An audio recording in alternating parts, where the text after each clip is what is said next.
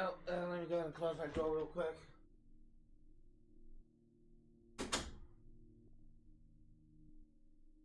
All right.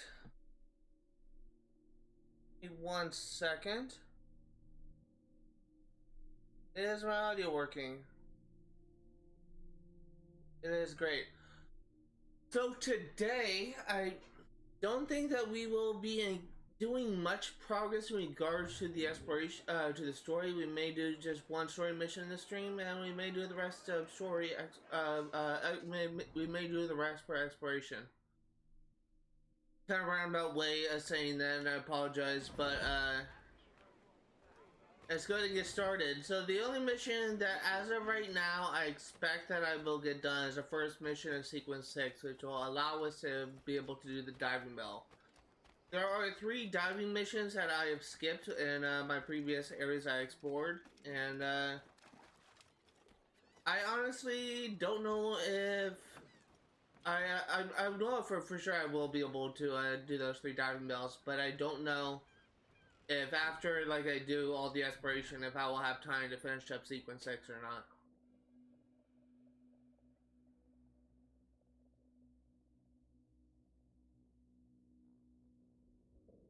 I will say my follower goal is a bit outdated.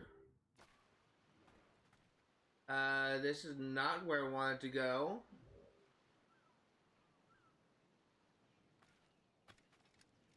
Okay. It's supposed to take me to a ship. My follower goal is a bit outdated. It says I'm at 26 followers. I actually gained a follower recently because someone was interested in my channel on Twitch, on YouTube, and he followed me on Twitch. So, shout out to, whatever your guy's name is. I think I saw your name was Antonio on Twitch. So thank you for the support, man. It really means a lot to me.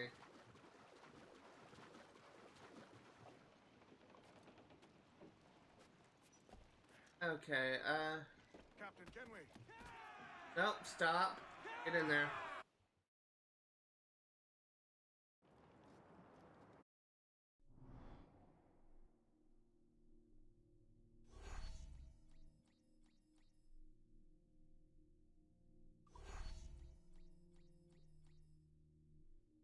I misread that as 19,000 reals. I was gonna say, that's very impressive that I got 19,000 reals for that.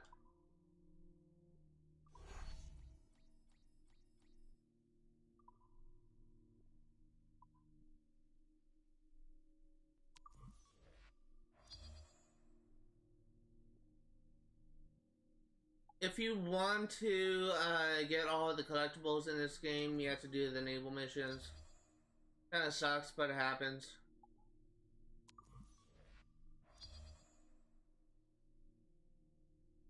I need to remember when I'm doing naval combat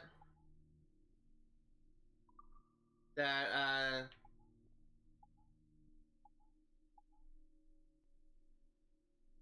I need to remember when I'm doing naval combat. Sorry, I'm just kind of thinking that I need to God, I can't think, make sure to capture some my brain's dead, some frigates.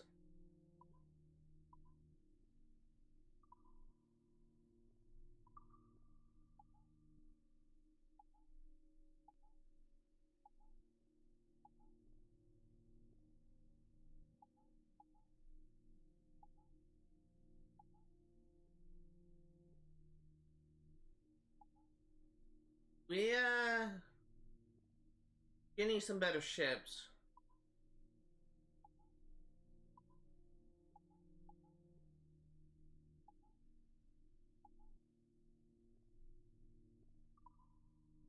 We're definitely getting some better ships.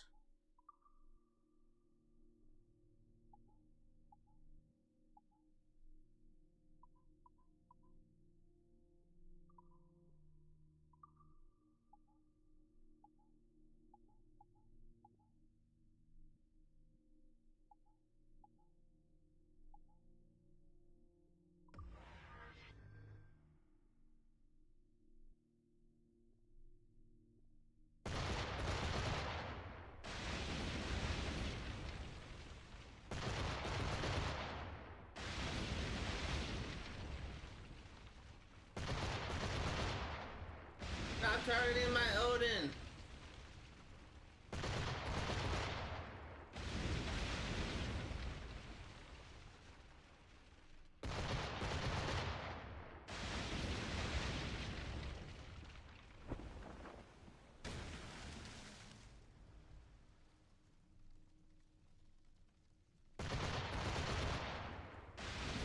Okay, there we go.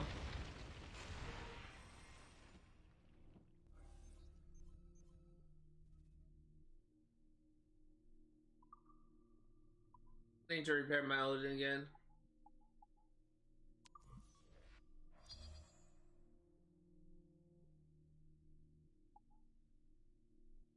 Okay, so we were at North Africa. Do another ship battle.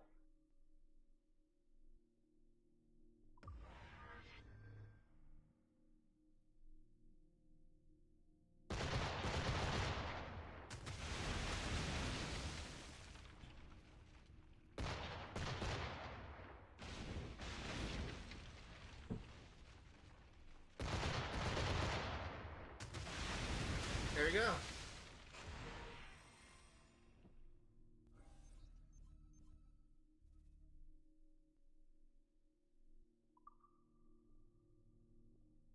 Okay, let's go ahead and repair my ship one more time.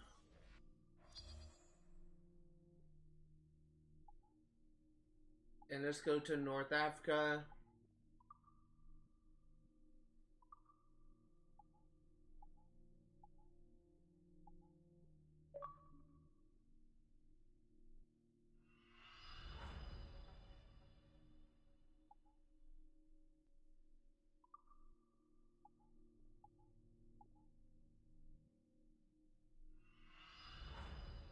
Unfortunately, that looks like it's about all I can do. Because, yeah, my other ships are too weak. That's the case.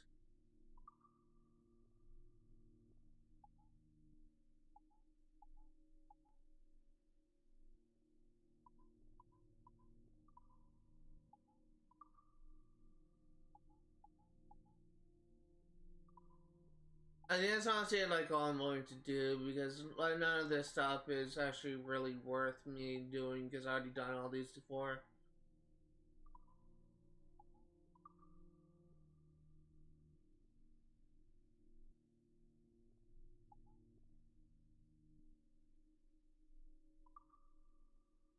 Yeah, and I can't even really do all the stuff that I need that I have unlocked because I don't have any materials, any ships capable of going on this thing. So I really need frigates and men of wars.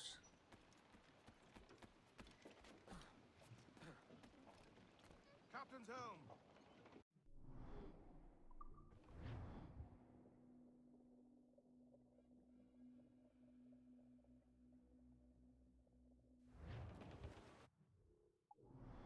Okay, so let us back out and we will fast travel to Nassau.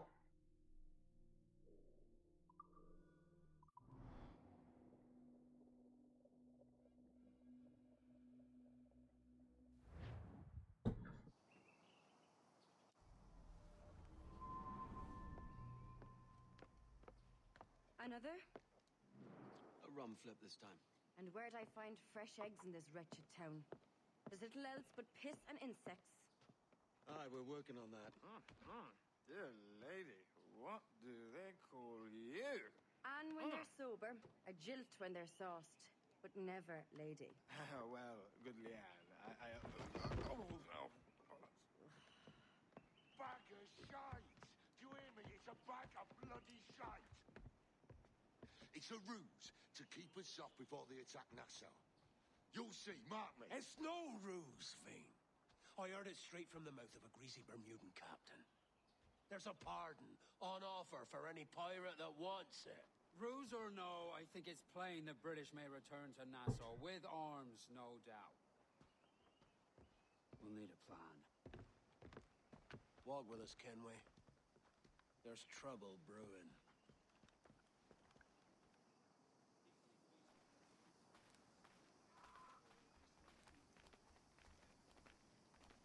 You guys gonna talk?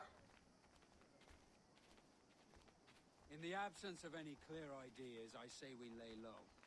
No piracies and no violence. Do nothing to ruffle the king's feathers for now. Preserving the king's plumage is no concern of mine, Ben. It will be when he sends his soldiers to scrub this island clean of our residue. Look around you, man. Is this cesspool worth dying for? Aye! It's our republic! Our idea! A free land for free men, remember? So maybe it's filthy to look at. But ain't it still an idea worth fighting for? I can't be sure. But when I look on the fruits of our years of labor, all I see is sickness, idleness, idiocy. Not a sunbeam of difference between here and London then, eh? Thatch is right, man. But taking a wide view, they're not doing so bad out here. There's sun, rum, and leisure as far as the eye can see. Aye, Nassau may look fine from a distance, but at its core, there's a disease I cannot stomach. Sickness can be cured, Ben. If only you have the right medicine. But a corpse cannot be reanimated. I can't believe the shite I'm hearing drop from your lips. Why not take the pardon now and be done with it? Peace, both of you. We can satisfy both aims if we work together. Find medicines to ease our burdens here, but in a way that don't attract the British.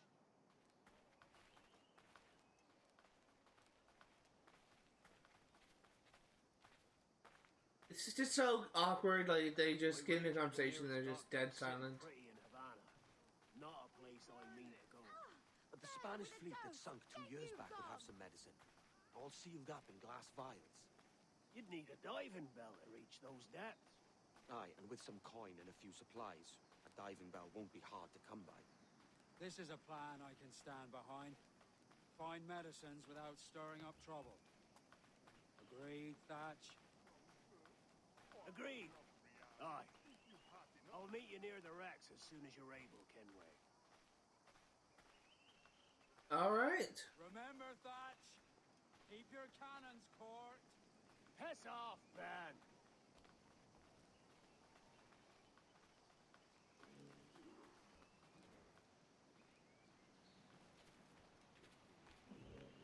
Buy a diving bell. This Harbor Master? Yes.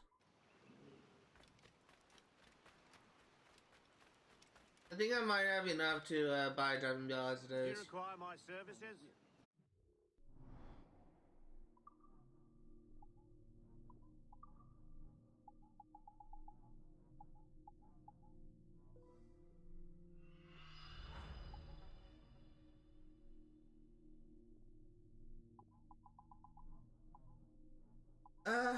I was thinking of, you know what, I'm actually gonna save for broadside cannons.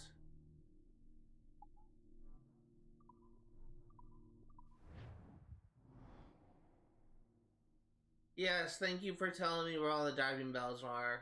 I'm pretty sure I would found that out just by playing. My thanks.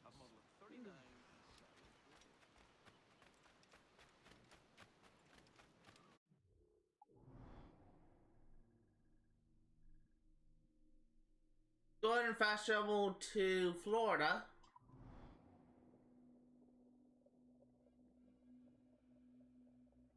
For this mission, there's pretty much, presumably the only mission we may have time to do this stream. All we have to do is, God,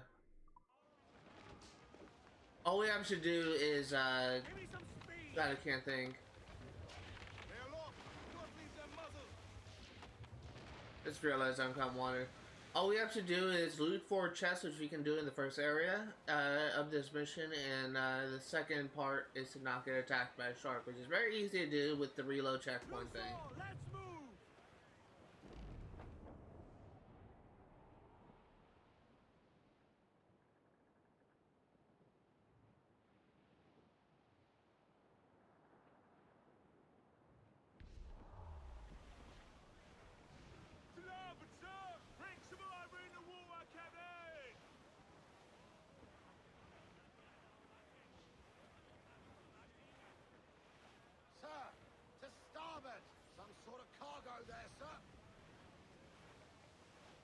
Yeah, let's do this.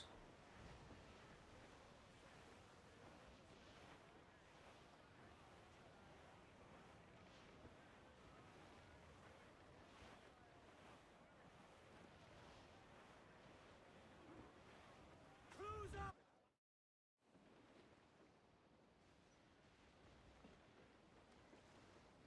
Devil in his hole, Thatch. This is a darling galley. 32 guns, is it? I lost count at 40. You've stepped up a rung. So, any luck finding medicines here? Nothing round this spot, sadly. But there's a few wrecks yonder that ain't been scoured by nothing but crabs and coral. I'll have a look. Edward? Edward, is that you? The West Indies is a compact place. Hello, Bonnet. A surprise seeing you out here.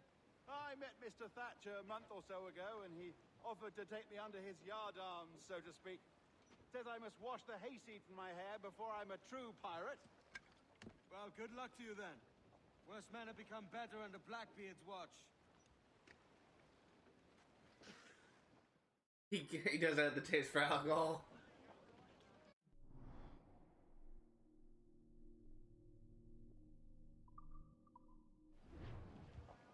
Let out some sail! Let's ride this. Yeah, let's do this. Lights off! Let's get moving! Ride the wind for all she's worth.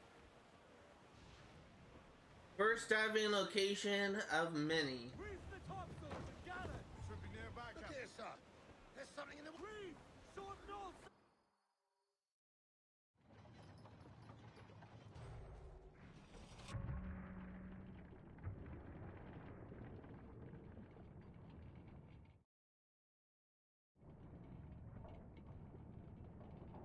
Now, the way that these diving locations worked is you don't have to get all of the locations in one go. You can take like multiple.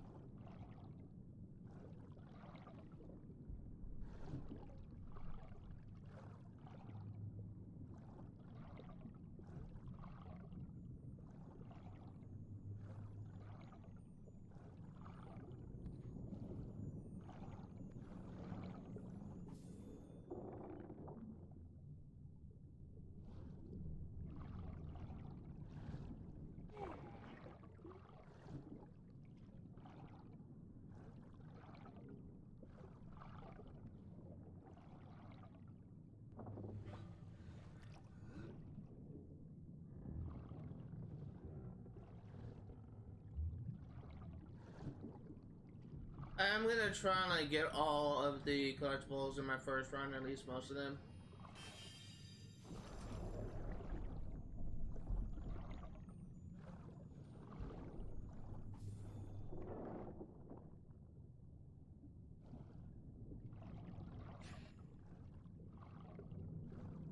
Okay, there's 3. There's one. I mean, there's one of the optional objectives. Let's go ahead and dive in this barrel, and then we'll progress.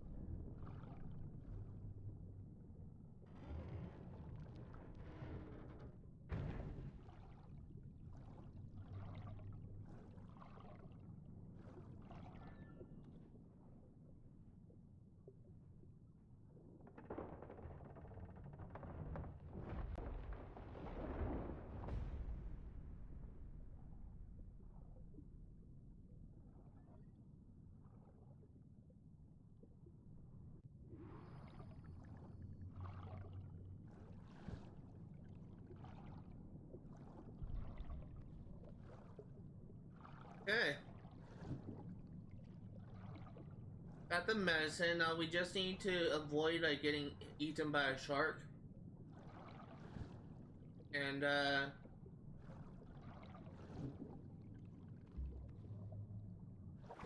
we have the objective done.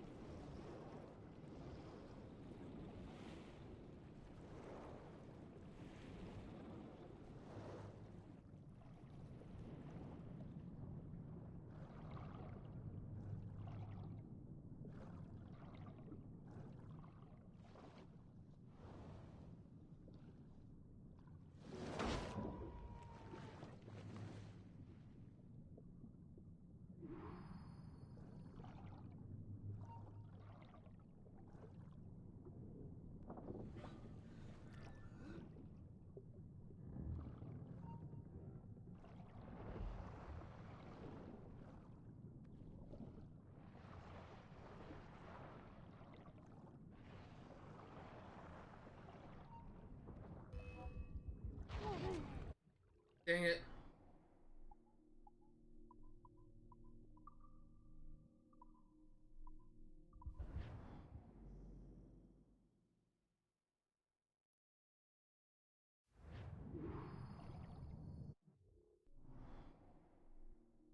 While you're getting attacked by a shark, this is gonna be a little bit difficult.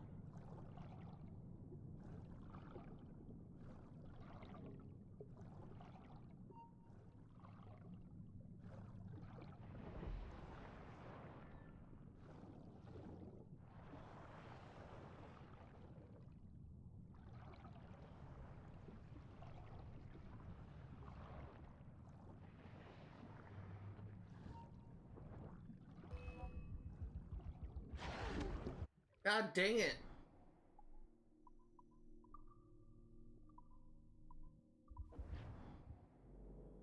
At this point, I'm trying to make a beeline for the chest. I mean, for the diving bell.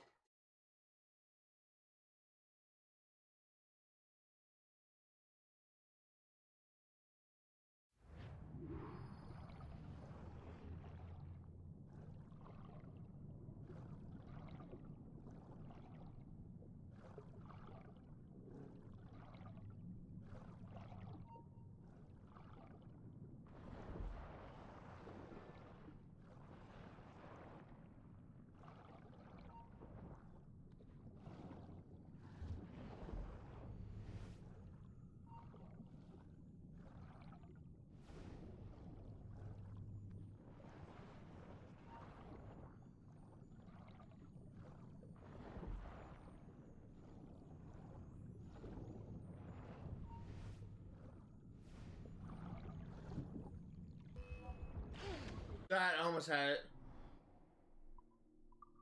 I got a little bit too, as Peter Griffin would say, I got a bit penisy.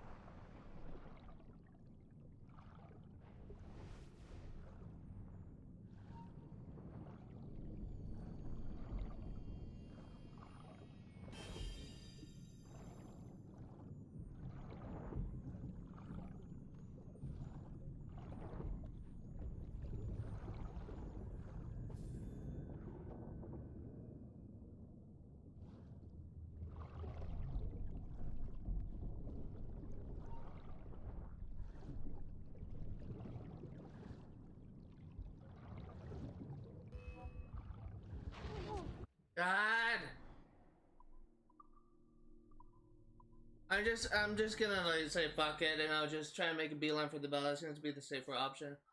I just want to get this mission done now. Just come back for the rest later.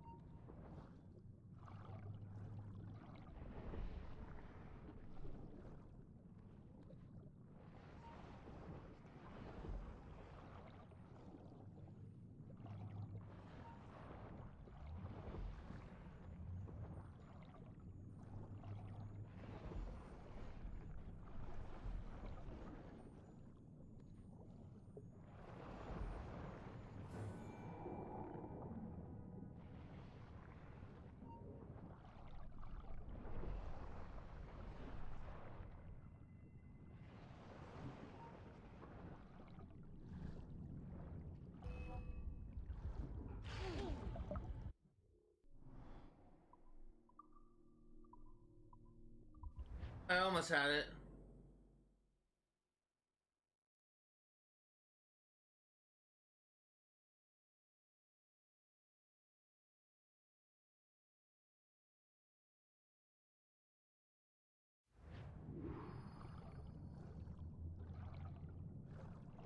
Okay, this time for real.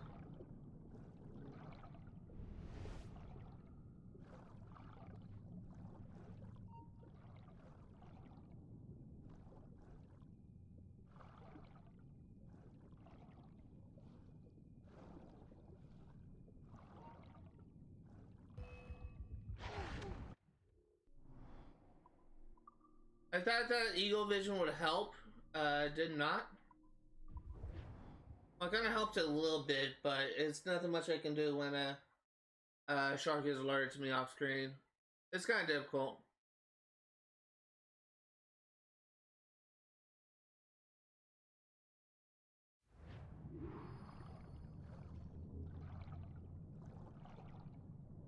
What I have an idea, and I don't know if it's gonna work. I'm gonna try and dive through the ship up to my right.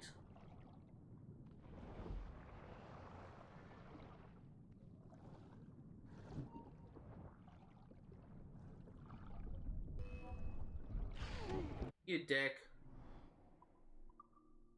I have a feeling that would have worked if I didn't get detected. That's the problem. The thing is, like, launch up could like make me swim a little bit faster, but also makes me swim up, which is not what I want to do.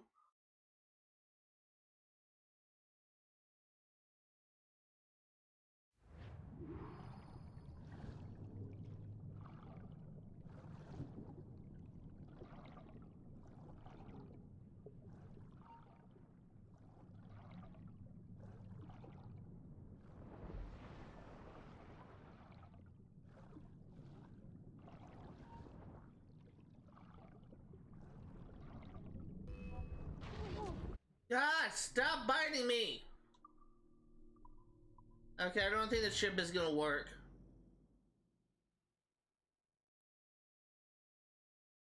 Oh God, it's freaking sharks.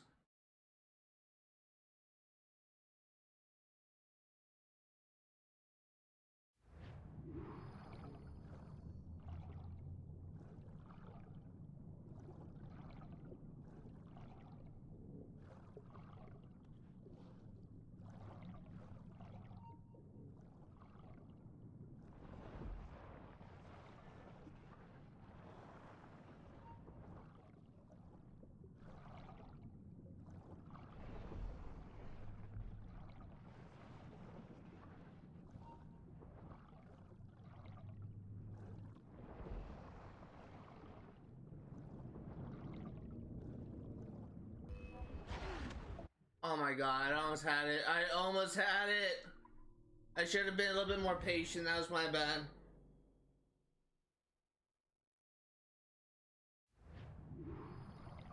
I should have been more patient.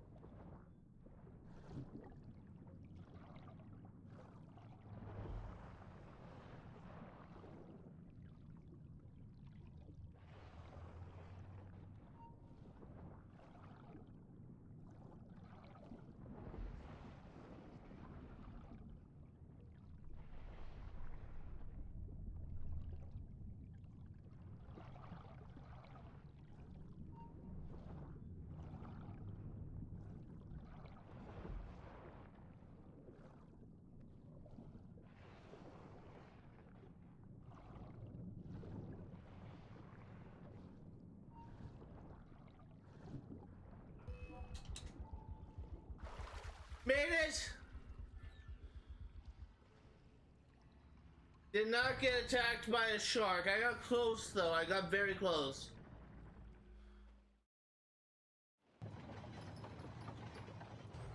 Ahoy! Good luck. I found one crate hidden beneath a school of sharks. Sadly, the elixir inside is quite spoiled. Plague and perish. Will we steal medicines now? Remember the pardon, Thatch. We're to be subtle. Says Ornagold, a pirate, now too proud to call himself one. He prefers caution to cannons. Caution's nothing without charisma. Or if a man plays the fool, then it's only fools he'll persuade, but appear to be the devil. And all men will submit. And would you be the devil?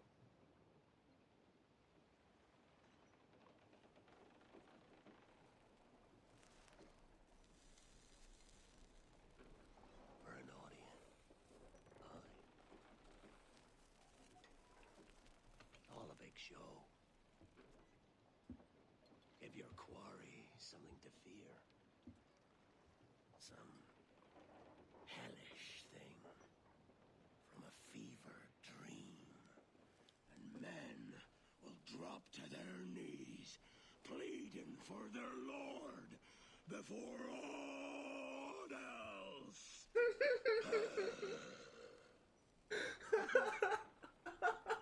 Looks fine. Of course it does. You can find a quiet way to acquire medicines. Tell me soon. Otherwise, I'll handle it myself. I love Blackbeard. I was gonna say if I didn't get that freaking shark objective because technically I got detected right as I was going to the bell, I would have been pissed.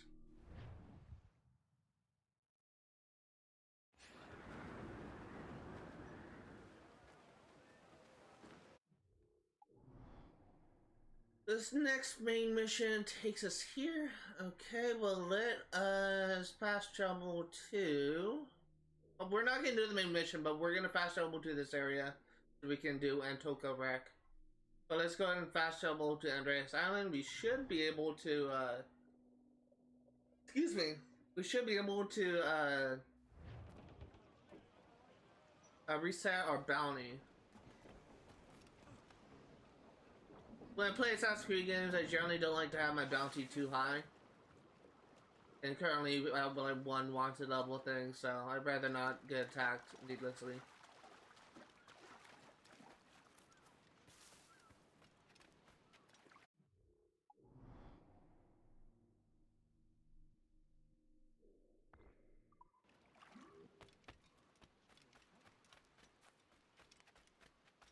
Can't believe like that entire freaking mission took what, like 30 minutes, maybe 25, 28, I don't know.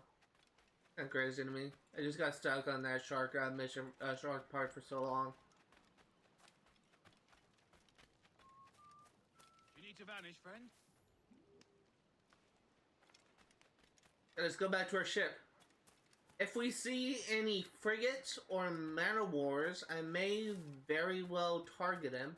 I also need metal to upgrade my broadside cannons, and I should really start focusing on upgrade my hunting ships as well. Because I would like to get some... Sorry, got some phlegm in my throat. I would like to be able to skewer some sea creatures to upgrade my holsters and my health.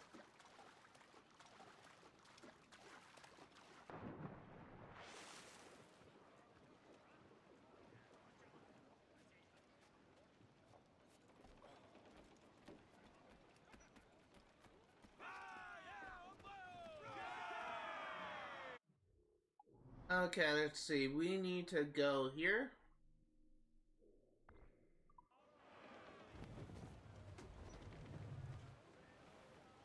Unfurl aloft!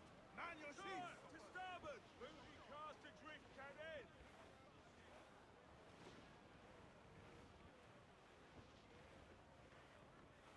I will say it's nice that we finally essentially have everything unlocked in this game, apart from maybe like a couple of tool upgrades. Because now we can actually 100% these areas for real.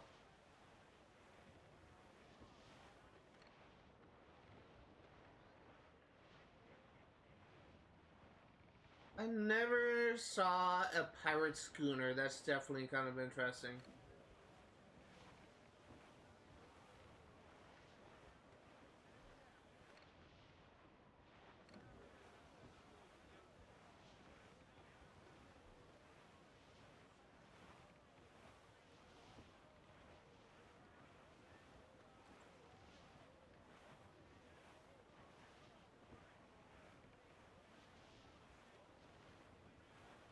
All but me! Okay, let's do this. Bring in the top halyards! Pull! Something down below us, sir. As we get into this area, Trim us off the wind!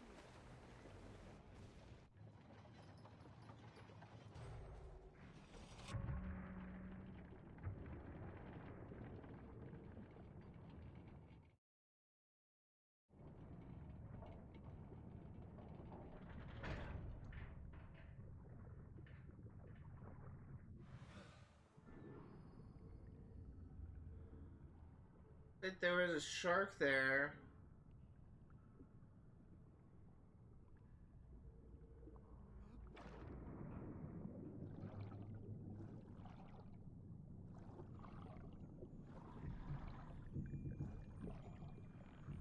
Oh shit, that was an eel.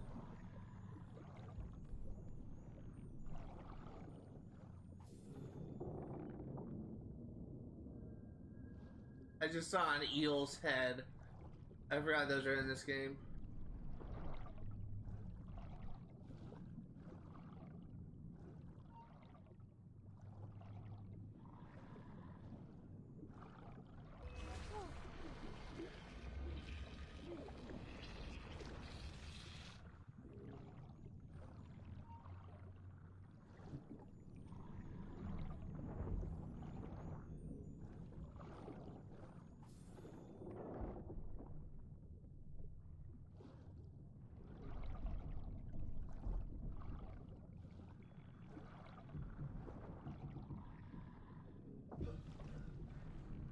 There's an eel there.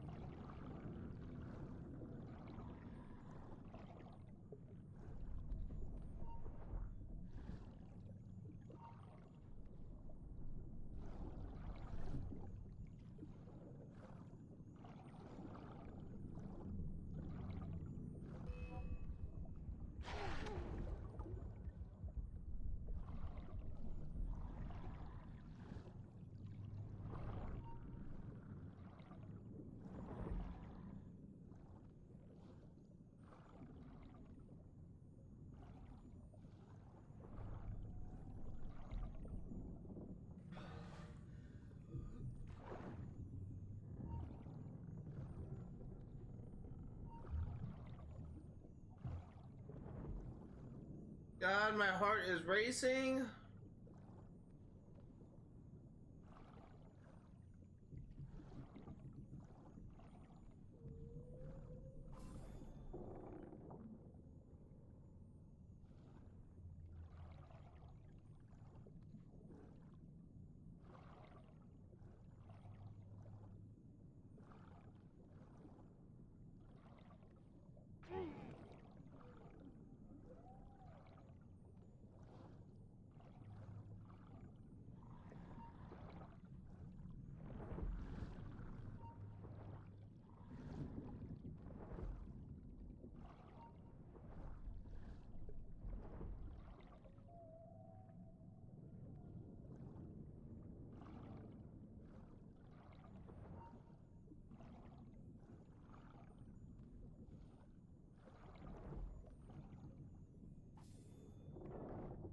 Five.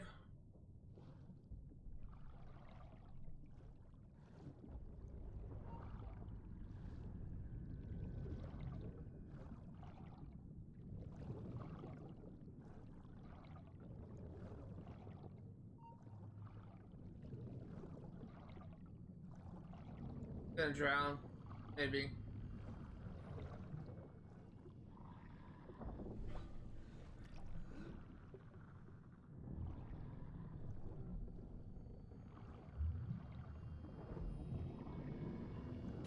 Why does it look like it's raining? That is so weird. It looks like it's raining. Dick!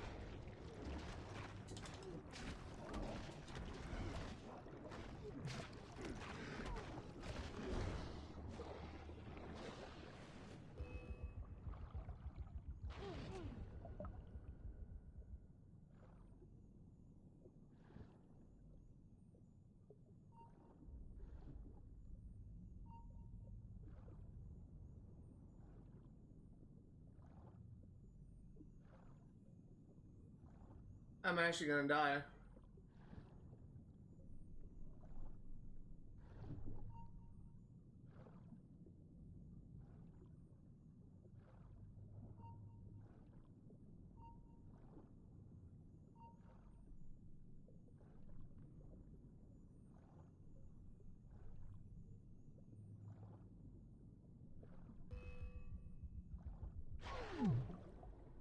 Almost made it. Freaking sharks. Freaking sharks. Almost made it. Okay, thankfully it saves our progress. It's not a big deal that I freaking died, but it's still unfortunate.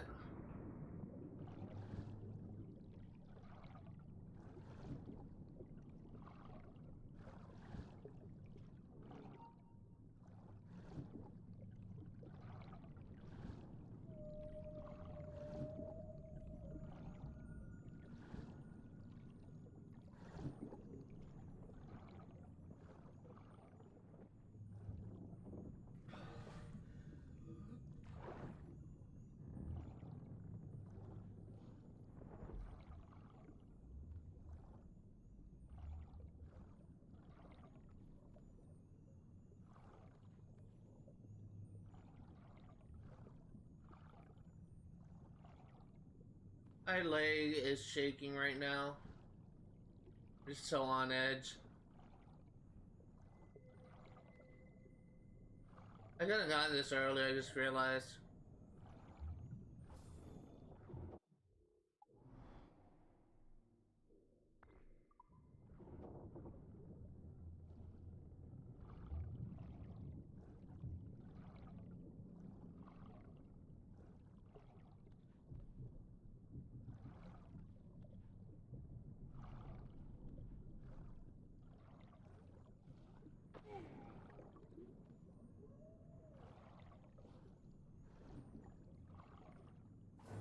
There you go, Antocha wreck done. It's just GTFO.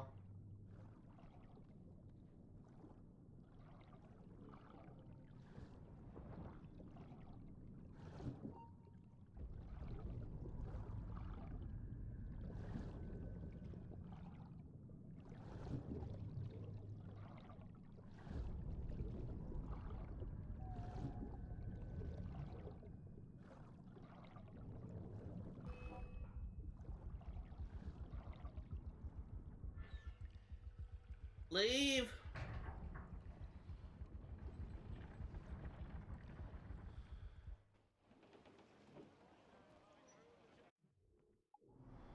Okay, next one we need to do is...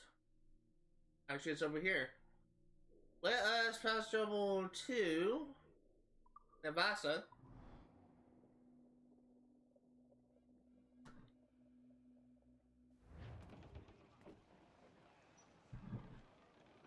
Clues down, catch some wind. And let's keep going. Let's ride this squall. I will say, I haven't really... We still have a lot of the game to do. We still haven't like touched like many of the things that are required from a completion, but I honestly haven't really been given much thought into like how long it will take me to 100% this game. I'm guessing maybe about 6 to 8 more streams if I were to give my best educated guess. I'm making a lot of progress lately, although this is currently stream number 9 or 10 or something. And we're currently at like 50%, so maybe closer to 10 or 12 streams. I don't know. But we've been making some decent progress.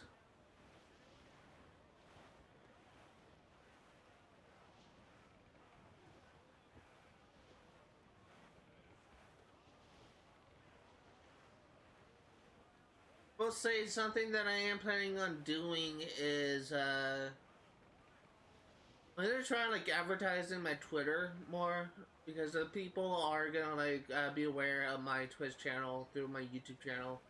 I should probably just announce more frequently that I do announce stuff on Twitter in regards to my stream, and I do like make content. I do like make posts about my thoughts about my YouTube channel and stuff. Like I recently just made a tweet saying that Here, sir.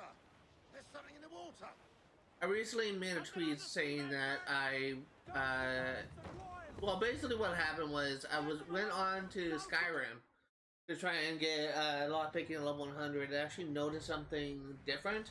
They had like a new page in settings called install content. I just was browsing through it, and it would just be like these same 4 things that they added on, like say introducers, survival mode, fishing, that kind of thing. But it looks like they added like a lot of new stuff, which really surprised me. And if they actually did add a lot of new stuff, then it's very possible that I may cover some of the new content as well.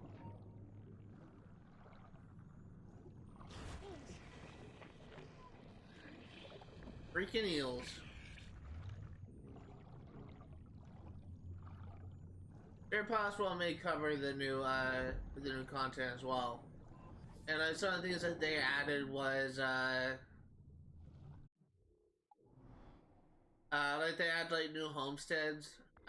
They added some new quests and new missions and stuff. Initially I wasn't really planning on like covering that, but I'm honestly kind of getting more interested in covering that.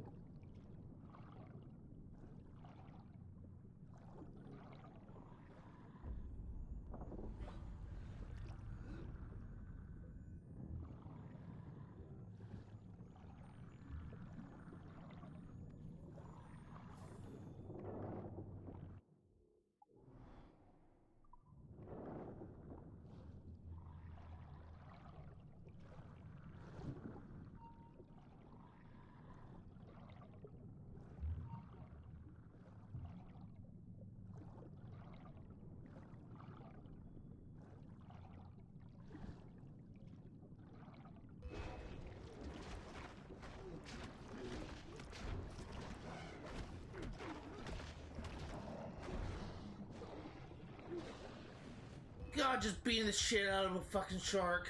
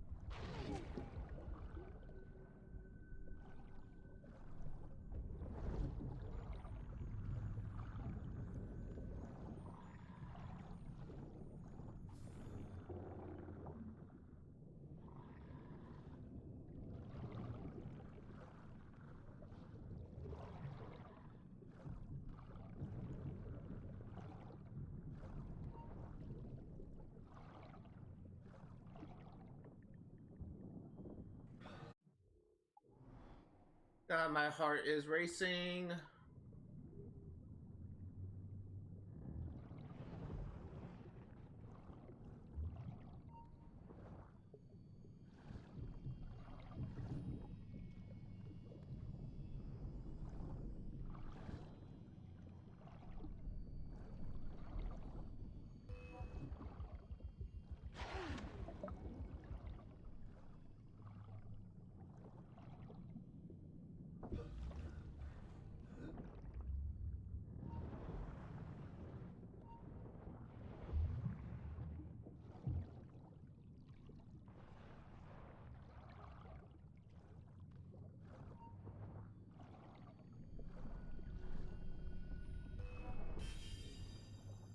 Fuck off, shark! Jesus! I do not need this kind of stress in my life.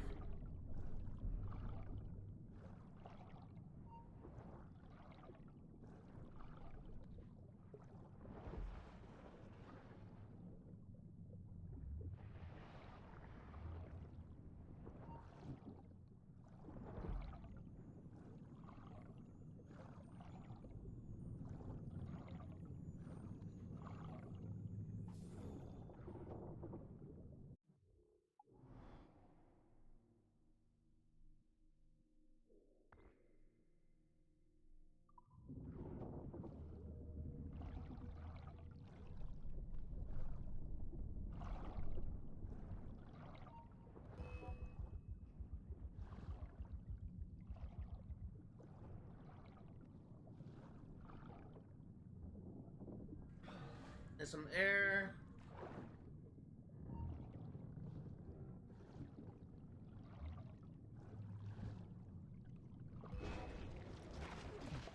Fuck off!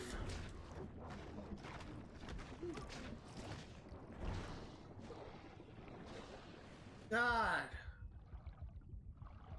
Edward Kenway, Shark Puncher.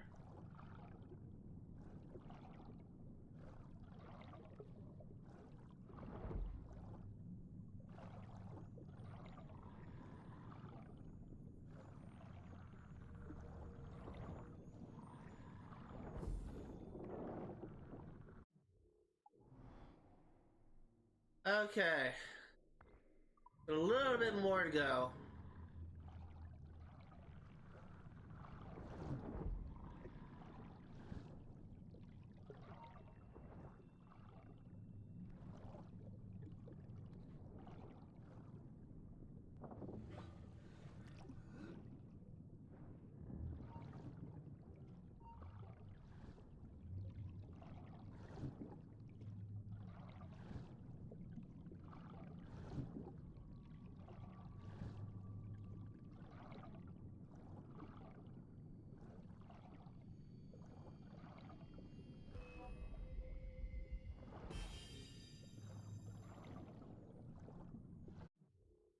This is really putting me on the edge with these mother freaking sharks.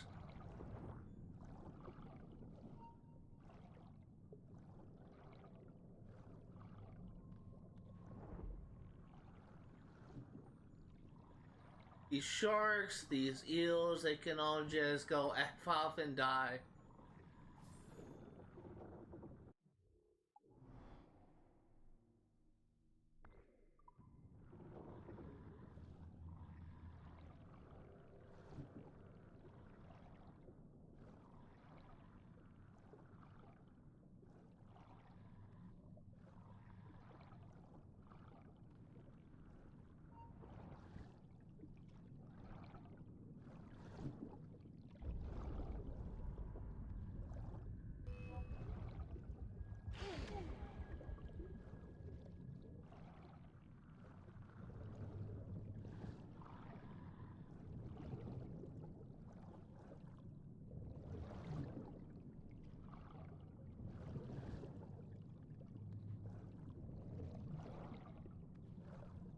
I'm actually gonna drown.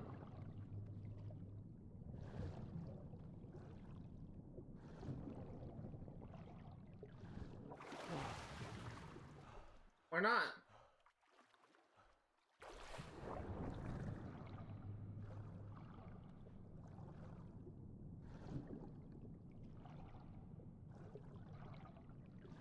This blowing seaweed is starting to get a little bit irritating.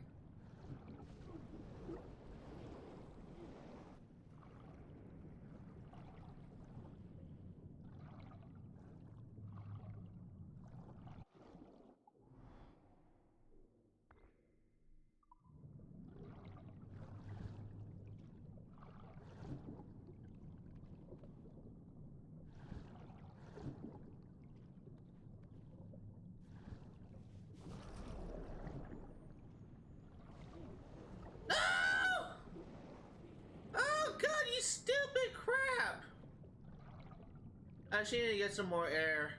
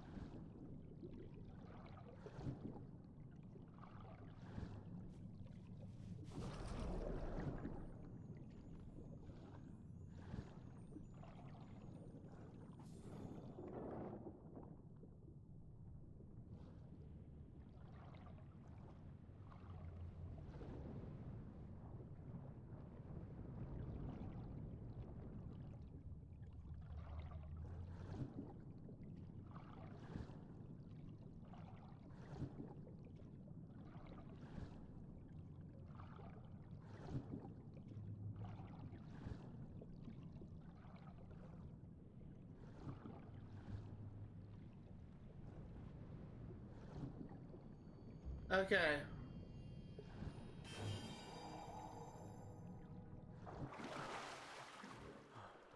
I made it. It is done.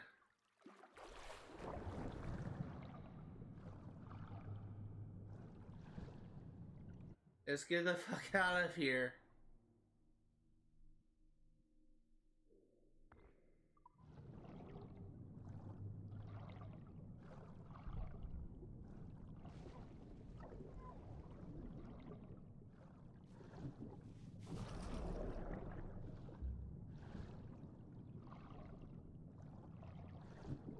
I love how now that I'm going back, we don't have like these seaweed just kind of blocking my line of sight. That's nice. I guess that was just a glitch.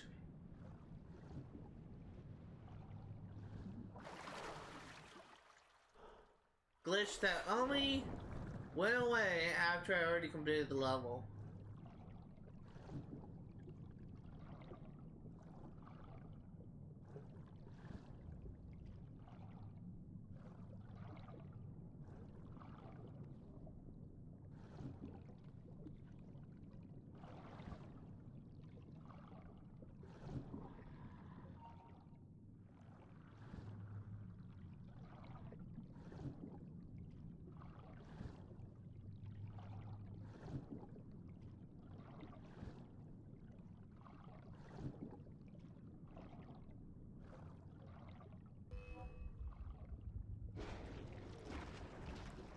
Die, fuck off, why?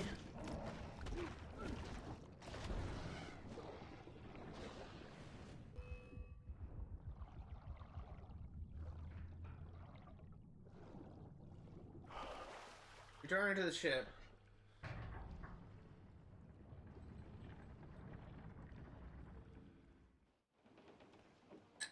Fuck me. Okay. Worst is over. Looks like I may actually have time to finish up the sequence. Loose and catch the wind. Loose all and trim sharp to the wind. That was actually, despite it being very stressful, that was also somewhat kind of fun. If I'm just gonna be honest here.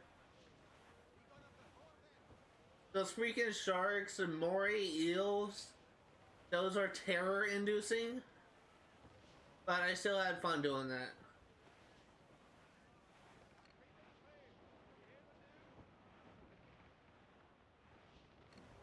If that frigate had metal and wood, I'd be more willing to loot that. Even though I realize that is a frigate and that's what I'm looking for from my fleet.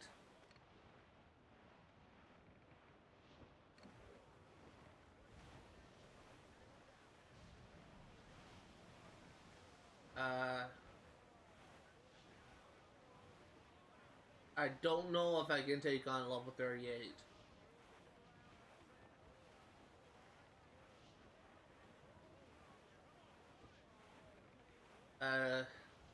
Yeah, I'm not gonna try risking that.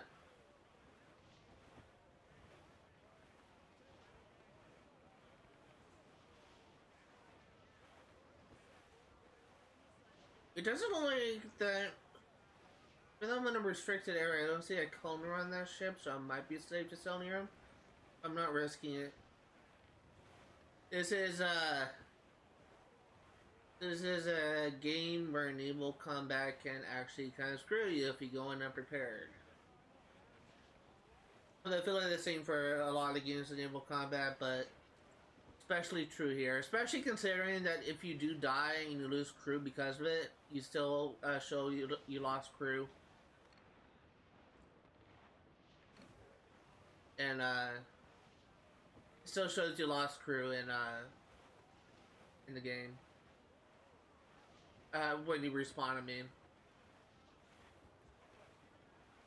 Douse the royals and top.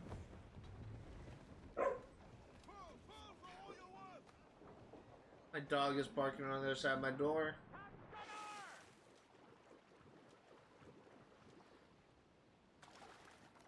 Ile A Vache.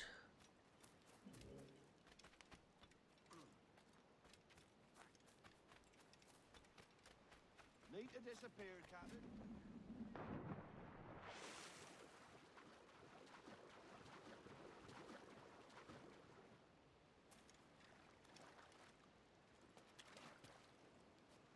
Yeah, let's go.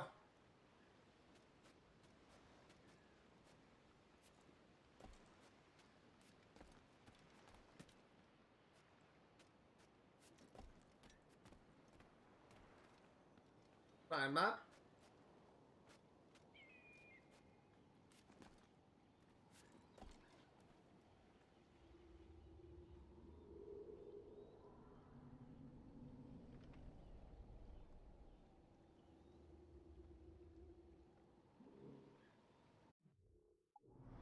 Let's see what we have here. I think you have a treasure map and a manuscript. Other stuff is just pretty standard. Go ahead and grab these two, and then we'll kind of go down in a loop.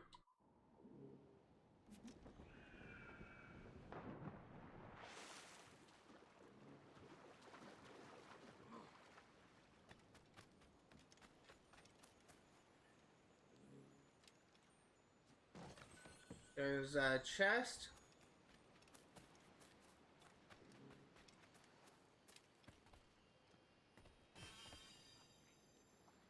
Animus fragment. Let's go ahead and grab this animus fragment before I do the tavern.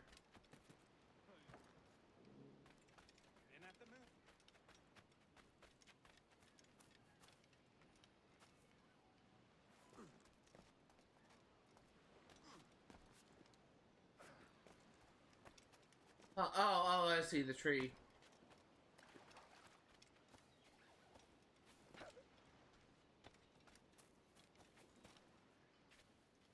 I just realized I have a new outfit, don't I? I think I do. I think I got the assassin outfit last stream.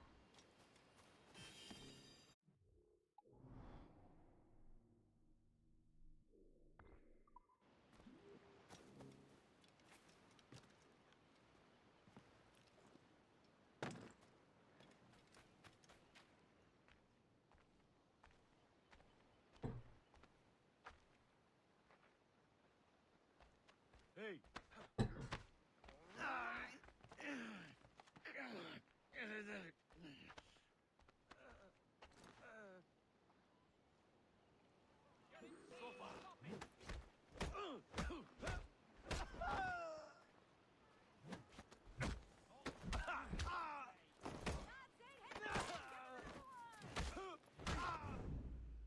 There we go. 5 of 8 taverns unlocked.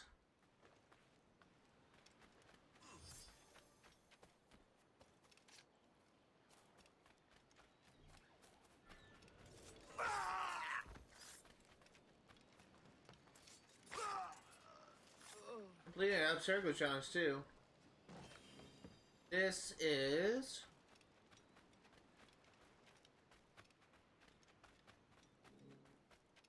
Cortez. Cortez and La Malinche. I actually learned about those two in Chicano literature. Story behind those two is Cortez was a Spanish conquistador who I believe like devastated the Aztecs. And La Malinche was actually viewed as a traitor by her people because she was an Aztec woman who essentially was sold into slavery by her parents and was essentially abandoned by her people. And so she decided to help Cortez conquer the Aztecs. And she was viewed as a traitor by most of her people, and her name is actually kind of a controversial figure within like I think it's called like mestizo history. I may be wrong, but it's just it's kind of interesting to actually learn about her because we don't really have too many historical natives that actually just kind of help like decimate their own people. But I honestly just I'm always like very I always feel sorry for the natives because I feel like that they were just heavily wronged by Spanish and European settlers. Because if you learn about the history, like they just went through just so much shit by the Spanish settlers, by the 565, 539. By the Spanish settlers, by the European settlers, and they are still like enduring shit to this day, and it's just really sad. I already forgot what one that was.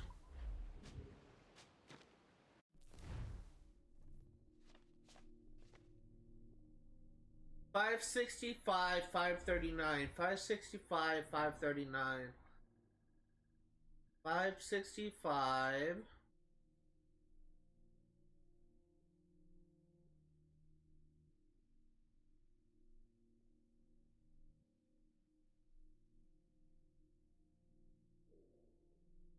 I was actually in Jiguey. Doesn't fast over here. Actually, no. We'll hold off on that for now. Let's go ahead and finish up this location. Oh, there's also a chest we missed.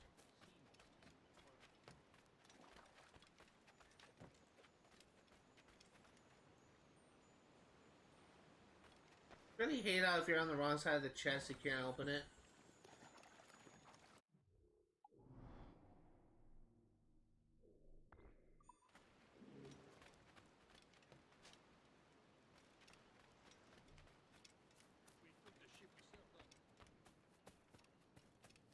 Yeah, let's see what we get. We got 2 contracts here. Let's go ahead and do them.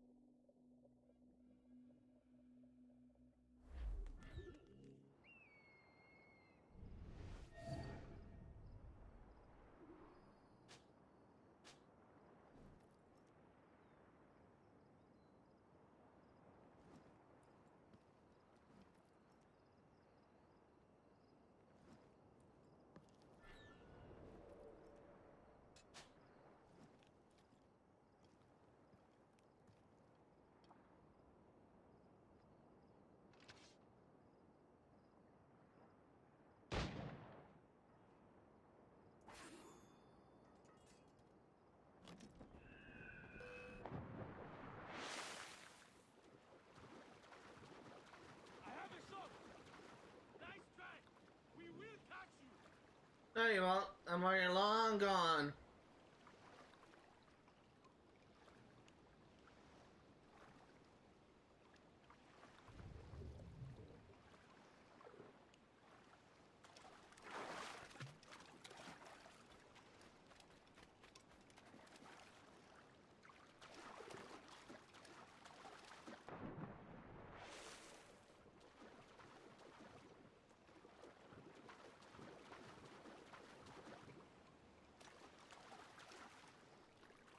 I have to wait until I lose my wanted level.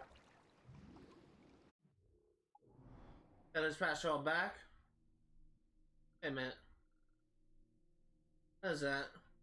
Oh, it's an ocelot. I already have all the ocelot skins. I thought that was a goat. I was gonna say, I never saw a goat before in this game. At least I don't remember seeing a goat in this game.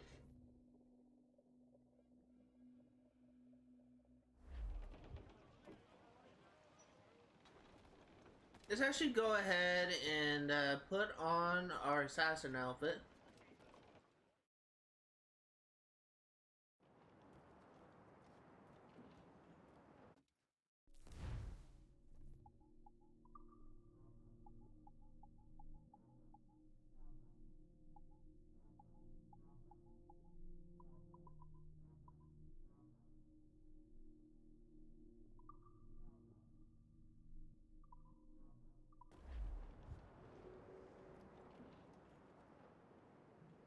It's honestly kind of looks like a native outfit.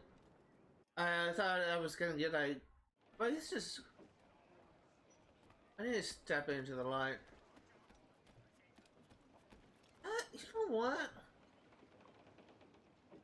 I mean, it fits the area, I guess. I just wasn't I don't think I ever saw this outfit before.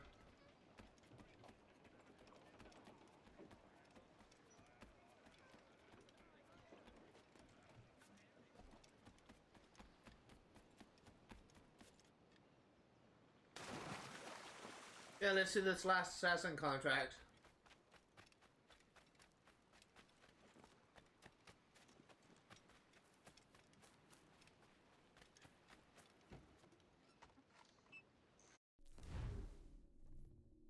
The slave master.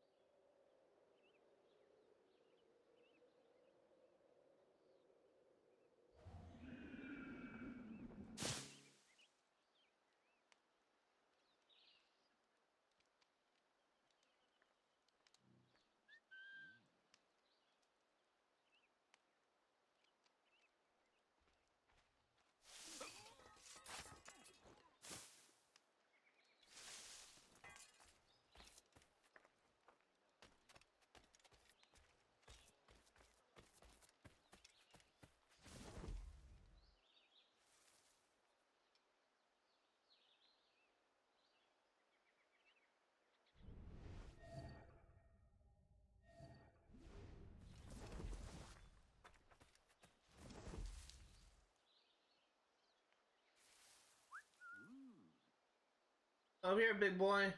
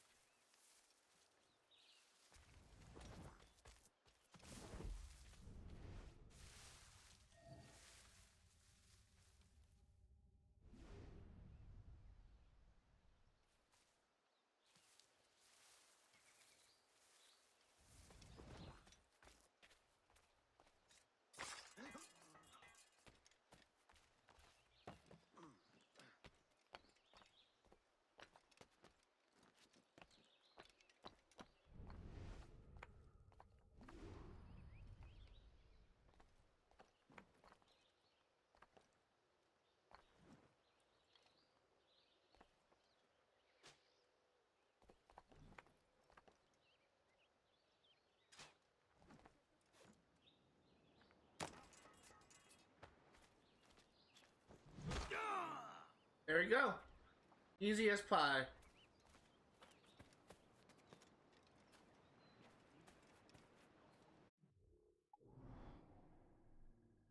So that's done. Let's go ahead and get started on the main collectibles in this area. We will start, it will kind of work our way around the map clockwise.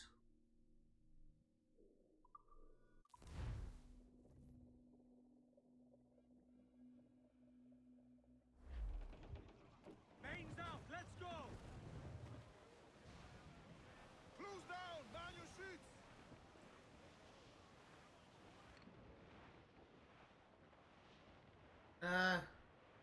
That is honestly really tempting on that wood.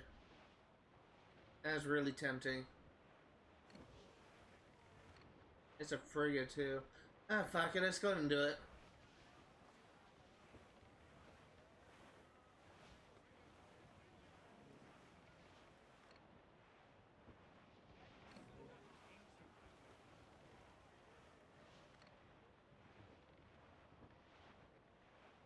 Fire! Storm captain, looks bad! Reload, won't miss next time. Cannon ready! Fire! Fire! Ready to spit, sir! Fire! Fire! Keep out of our cannon range! Ready to fire, sir! Fire! Captain, they've left us lines!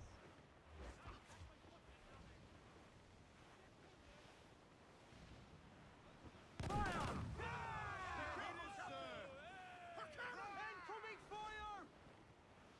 We've been touched! Fire! Rockets gone top winches! Sections crumped! Fire! They're so exposed! Take this! Fire! Fire! Come on. Incoming fire! Back fire! Blow us out of the water! Rah! Cannon ready! Got us that time! Fire! We'll have to rebuild that section, sir! Awaiting orders, sir! Fire! We let fly the grapples and... Okay, there we go.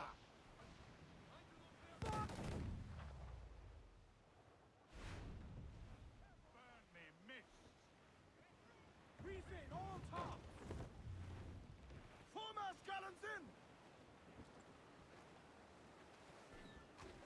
Paul, reel the lubbers in!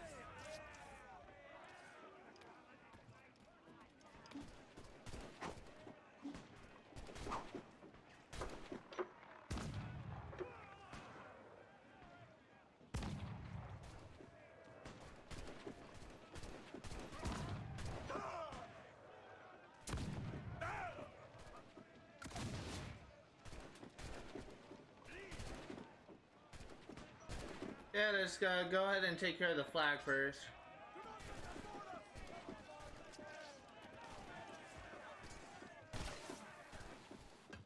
Take the fight to them!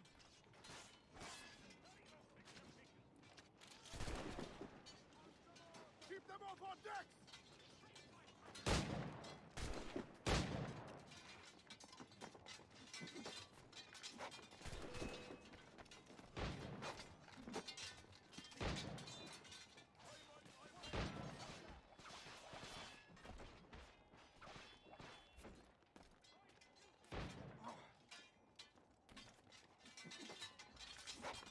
There we go.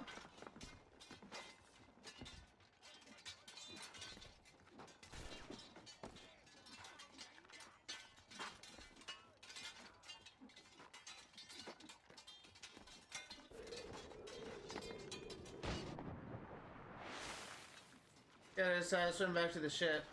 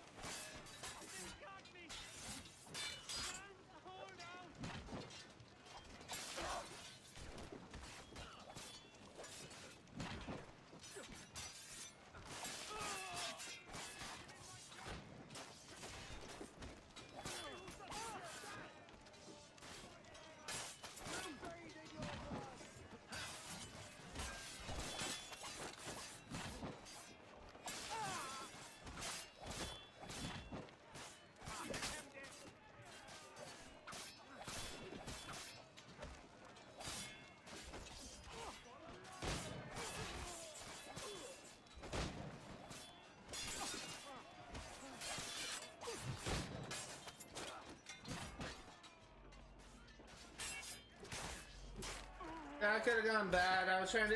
I lost sight of Edward like 2 times in that fight. Yeah, well, I don't know why I wasn't really paying attention. That's kind of my bad.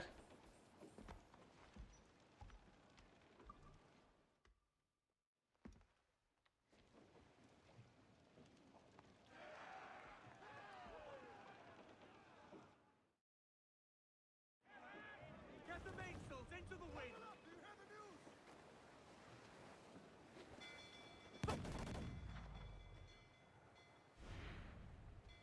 Ah, you dick. On your mark, Kabah! Haul them in! Get off the wind!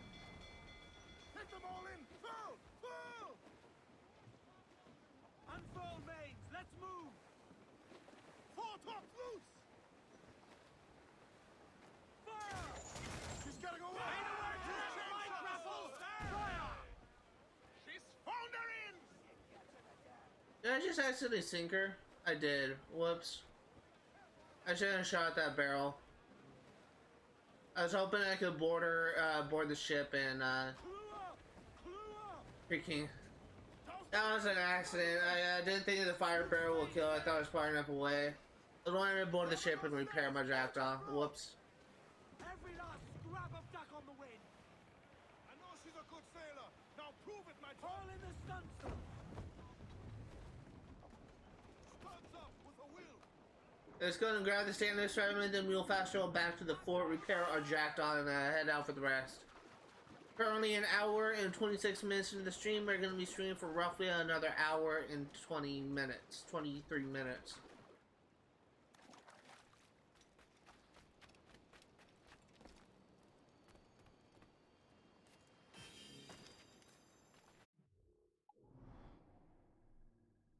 I will say, if you are wondering why I am focusing on collectibles, just as a reminder, this is a 100% playthrough, so I will not only be going for 100% in the main mission constraints, but I'll also be going for 100% in everything else. Collectibles are always like a huge part in the 100% category. And sadly, if you are not interested in me going around collecting collectibles, then sadly, it kind of comes to the wrong stream, because you kind of have to do collectibles if you want to get 100% Well concluded. in any game. But I suppose there are some games where they don't really, it's kind of less stringent on collectibles. Like, there are some games I play, I can't remember what game that was, but there's a bunch of collectibles in it, but it doesn't act, it's kind of more like optional, it's not actually required for completion.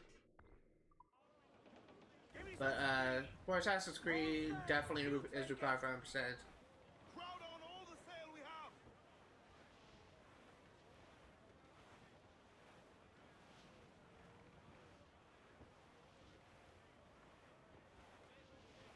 have! Oh. I heard my mom talking, so I thought she was calling me. She's just giving treats to the dogs.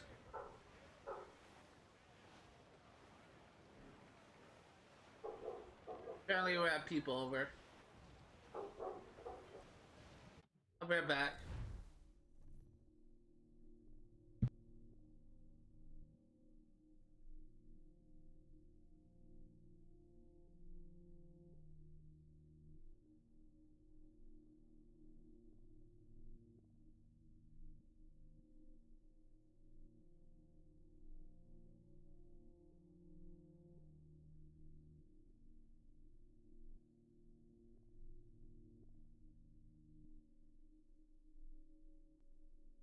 Yeah, have people over, so, and our dog, we got our dog during COVID, when everything, the quarantine happened, all that kind of stuff. So she freaks out whenever she sees anyone new, and, she's often, like, very skittish around people that she doesn't know. So, that's something we're currently trying to train her to be more used to, but every single time someone knocks on her door, every single time someone comes in, she just freaks the fuck out.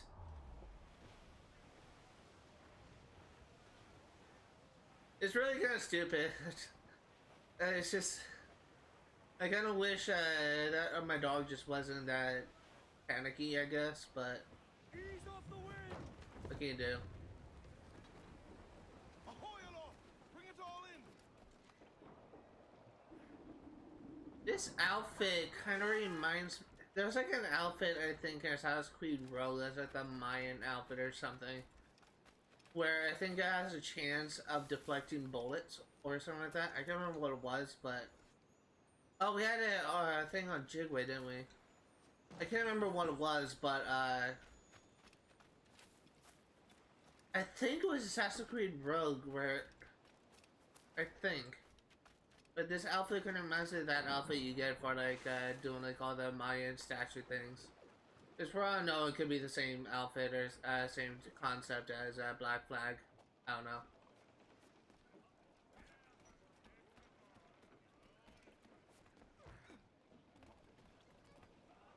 Let's actually go ahead and fast forward back to Jiguey. Actually, no. We'll get all of our stuff here and then we'll do Jiguey. I'd rather like focus on one thing at a time instead of just being an ADHD brain.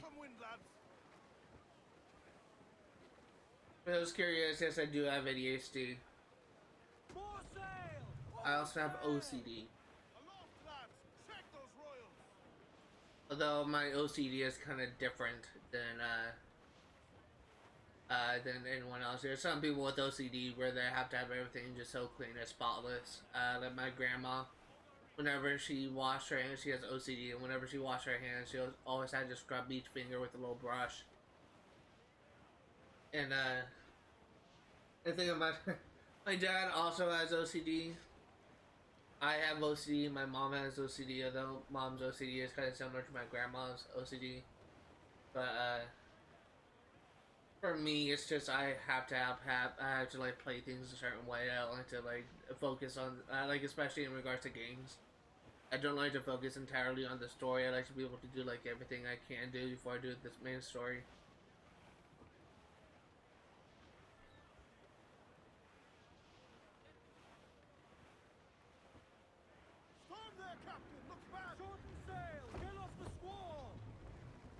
I guess it's like everyone's OCD is different, but for me it's just mostly related to video games. If you saw my room, you would not think that I have OCD because there's like shit just kind of basically just kind of use my closet for storage, which is code for just putting boxes that I don't use in there. Because I have a couple blankets on my floor of my room in case I have a case of insomnia or in case I'm not growing comfortable with my comforter. It's just, my room is a disaster. It's like a nuke went off, but taking my leave. After my difficult counsel with Balaam, I took a day to ruminate on what should be done. Notions strange and uncertain battled in my head for supremacy, and I was never on one idea long before its opposite seemed a better option. Yet at last made my decision. Sir, you have been gracious to me, I told him, and my trust in you is complete. Yet I cannot share my visions and memories without first understanding them myself. I must therefore take my leave and travel in secret to a place that has occupied my thoughts for many years. Allen smiled and said, I understand well and I believe in your cause. To find the source of your reveries will do you a great good. Go therefore and answer these riddles. We will provide you with supplies to see you safely embarked. To which I replied, thank you, sir, and if I find what satisfies me, I will return hither and provide you with answers that may satisfy you as well. In the following days, Balaam was true to his word with his young son Antocha in tow. He transported me first onto a fishing village near his own compound and supplied me with maps and coin before issuing a warning. The Templars are lately come to the West Indies, and this Torres is their Grand Master. And though few now in number, there must soon be others. Take heed of them and trust not their entreaties. For what they cannot earn by conversation, they will take by force. And with this and a hearty goodbye, I took my leave of this assassin and set out for parts unknown, a vague sense of purpose pulling me forward. And then he met me.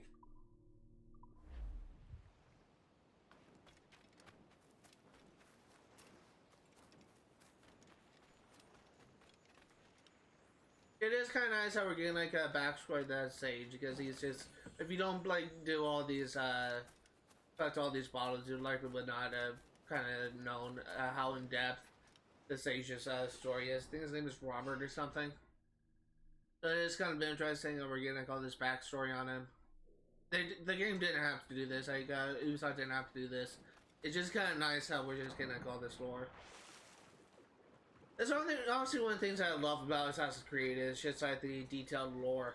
It's just it's honestly kind of one of my favorite parts of it.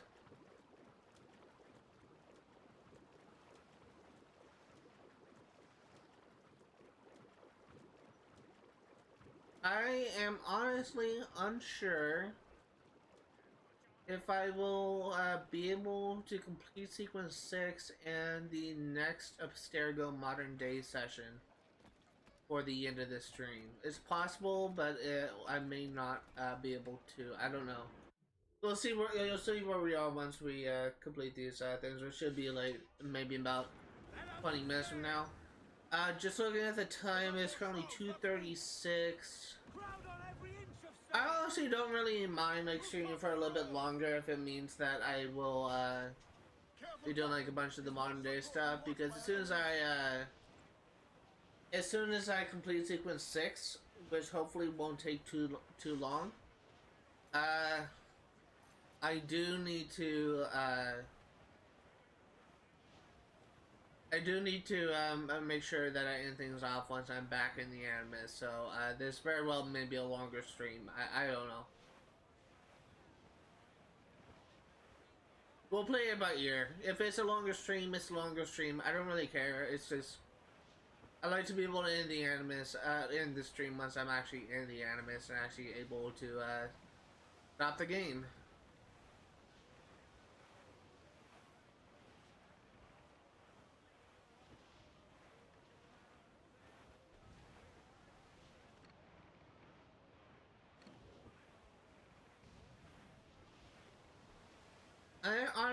I thought I liked this outfit for Edward, but now I'm not so sure.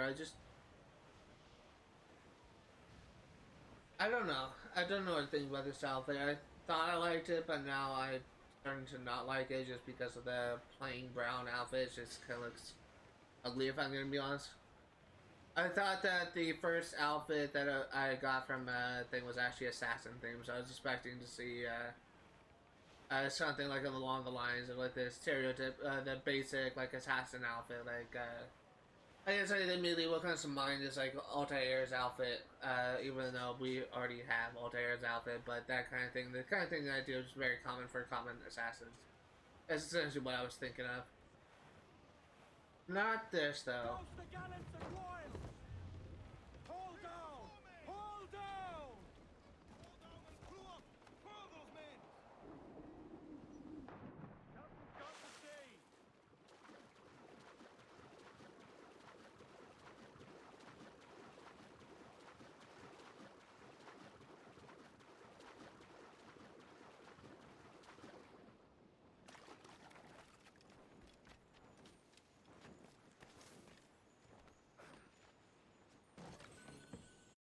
$28 of 46 Uncharted Chest. Let's go ahead and place a marker for this Animus fragment.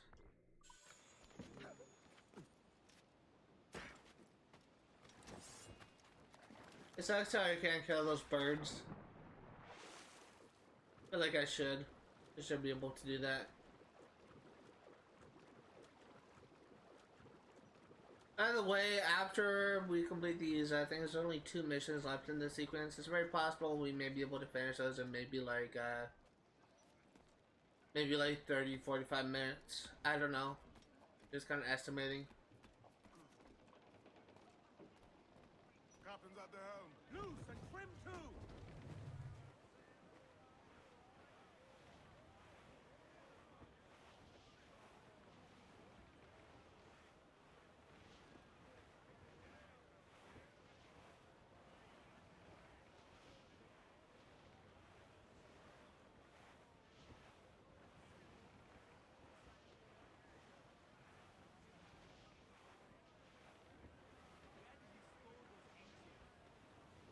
I will say, I am really not looking forward to tomorrow's Kingdom Hearts stream because I know for a fact I will get stonewalled at either the Maleficent fight or the Riku fight. And I know that's going to be a struggle. So I'm really kind of not looking forward to that. I'm confident that I can do it like in one live stream, but it will just be kind of a pain.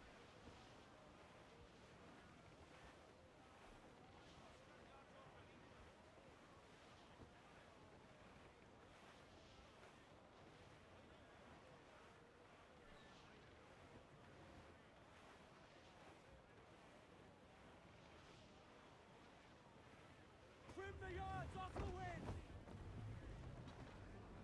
Clear the mains! Reef those gallants! Like, kind of... I just kind of like just hearing like God while they give orders. It kind of sounded similar to Shay's quartermaster in Rogue. At least to me, it does. I don't know why it sounded similar in that one instance, but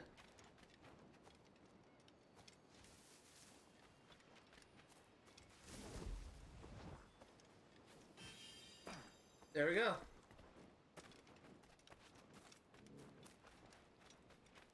21 of 30 Animus fragments in Uncharted, not bad.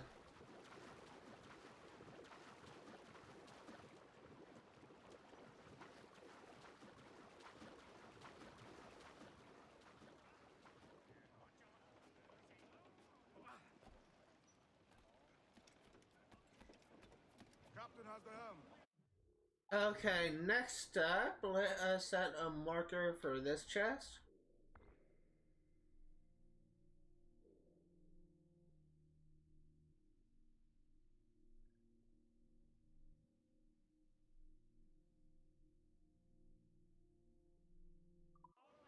Loose and catch the wind! It actually might be faster if I just set a waypoint for here.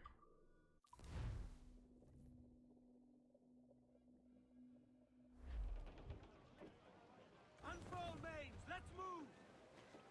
Man your stays, we trim too. Let's see. It is on that island. Gallop!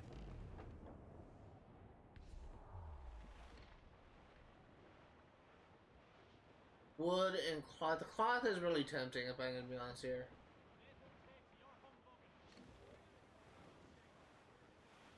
I need metal though. That's all I need.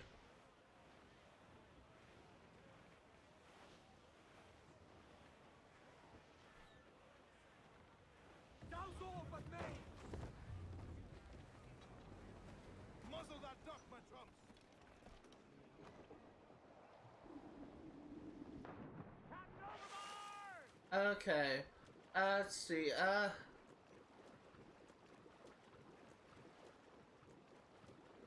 I'm just trying to like keep an eye out for any ships in the distance because I'm still like keeping an eye out for any ships of metal because I'm really close to getting another broadside cannon upgrade.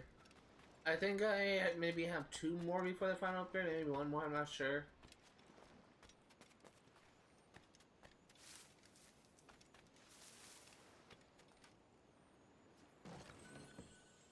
$29 of 46.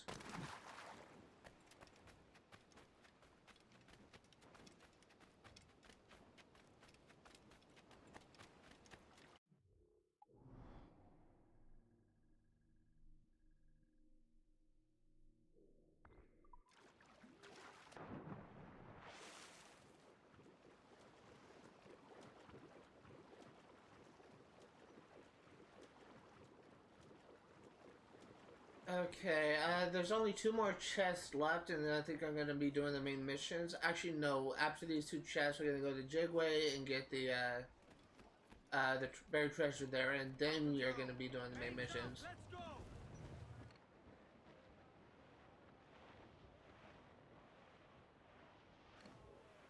If that ship was on its own, then I would go for it, but I'm not willing to light face 2 frigates, considering those are pretty powerful ships, but it's tempting.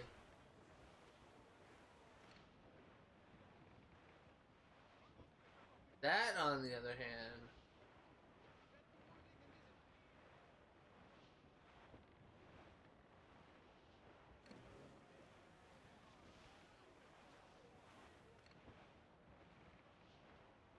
Fire! Keep a safe distance and use the moat. Ready to fire? We're ready, sir. Brace yourselves! Fire! You mad, Captain? Fire! Awaiting orders, sir.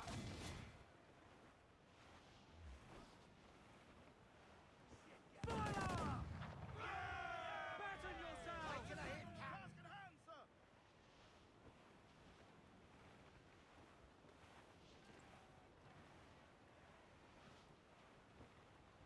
Fire! Hit him there, sir. That'll wipe him out.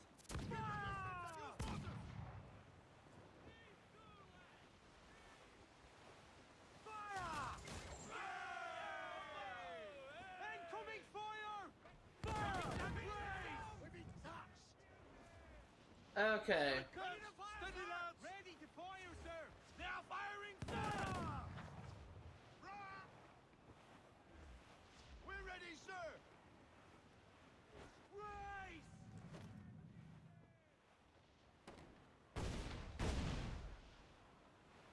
Keep out of our cannon range! Race for impact! Coming!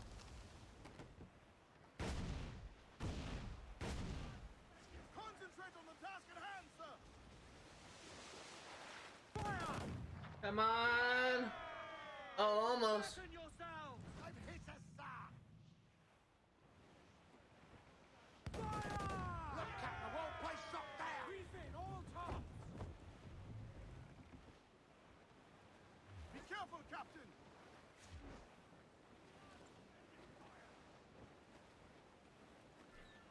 They are firing, sir! Okay, let's do this.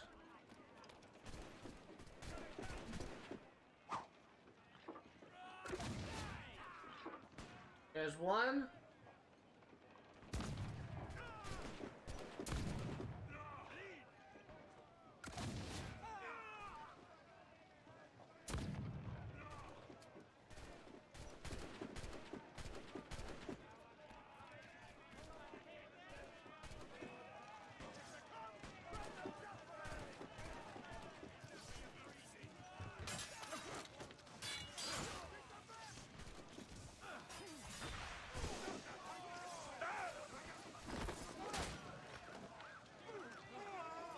There we go. Smoke bomb's your friend.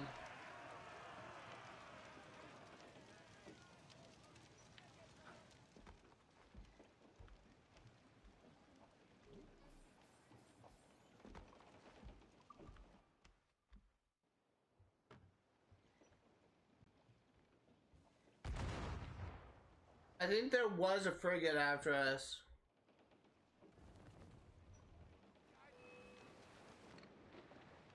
Yes, indeed. Fire! She's weak, it's right there, Captain. Fire! Give the order, sir. Fire! Onto the ship, Captain. Race! Hold tight, hit a gun! Go to hit them. Fire! Incoming fire! Enemy fire! Go, heave ho! Heave! Heave! Okay.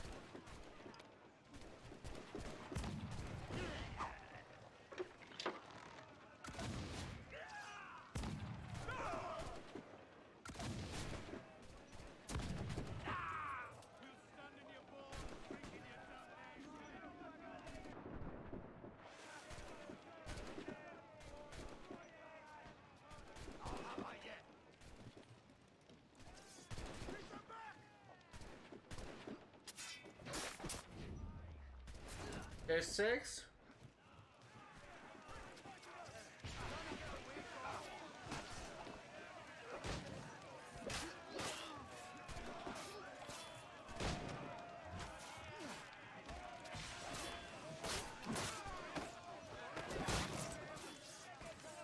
There you go.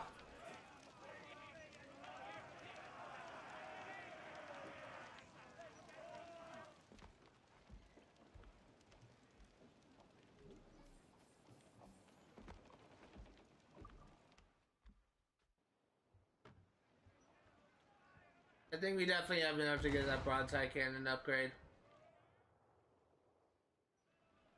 I'll be very surprised if we're still short. Ship coming after us, sir! Frigates! Cutters are English! Seems to be an answer! Okay. Let's go ahead. As a whiff. Ready to fire, sir! Fire! Fire! Let's go ahead and capture this.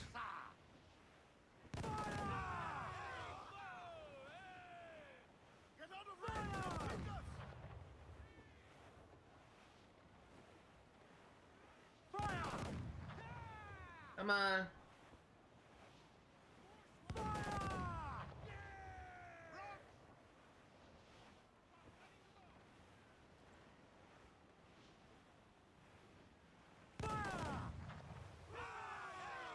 Almost got you.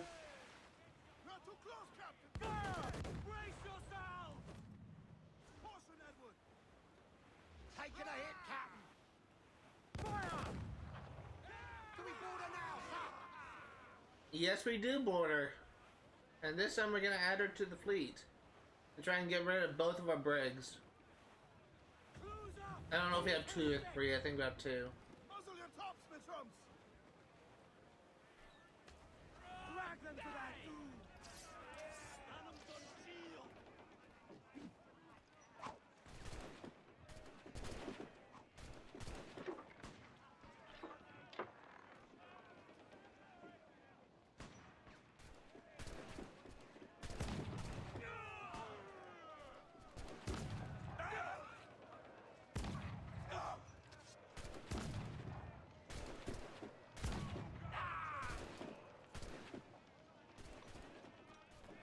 Keep my deck clear!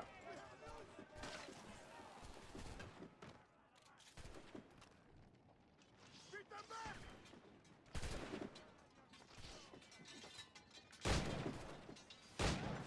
Keep them off our decks!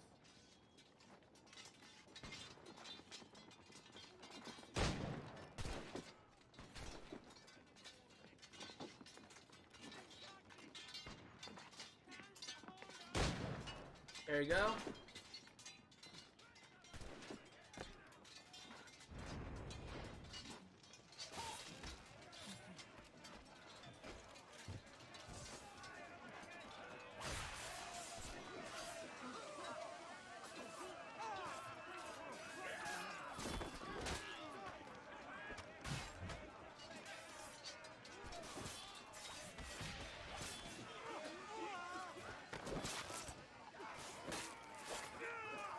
There you go. Boarding done. Add her to our fleet.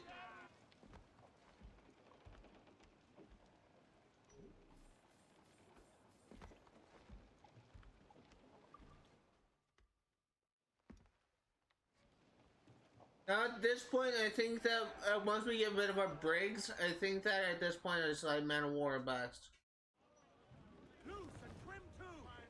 I don't think there's a ship class higher than man of war. I don't think there is.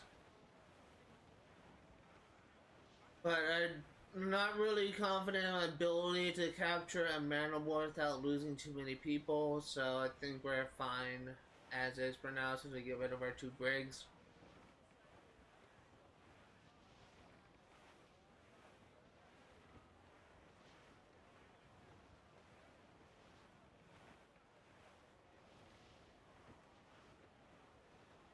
As soon as we dock, like as soon as we park our ship, essentially, we just because I consider docking to be at like an actual port, we will be going down and actually upgrading our ship. I think we can get a broadside cannon upgrade. And I think that's the last upgrade I can do to my ship because I want to put some points into the fishing thing.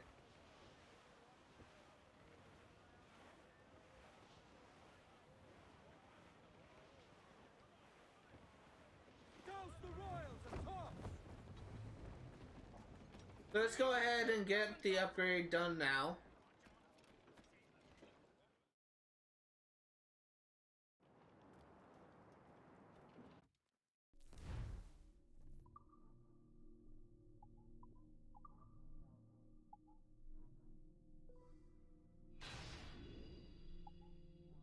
We need 500 for the next upgrade. Let's go ahead and get...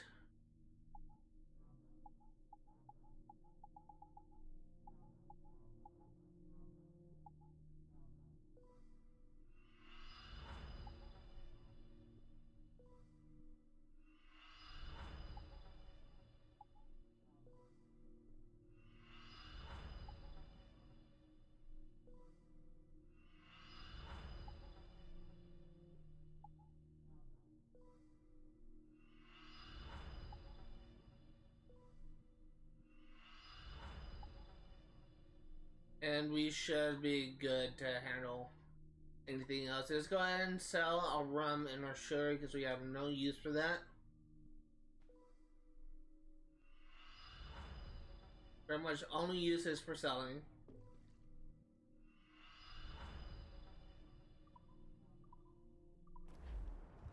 And let's head out.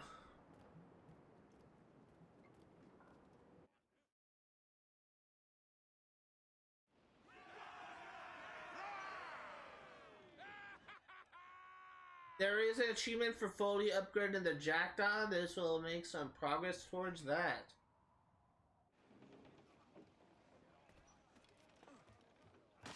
Not what I want to do, but okay.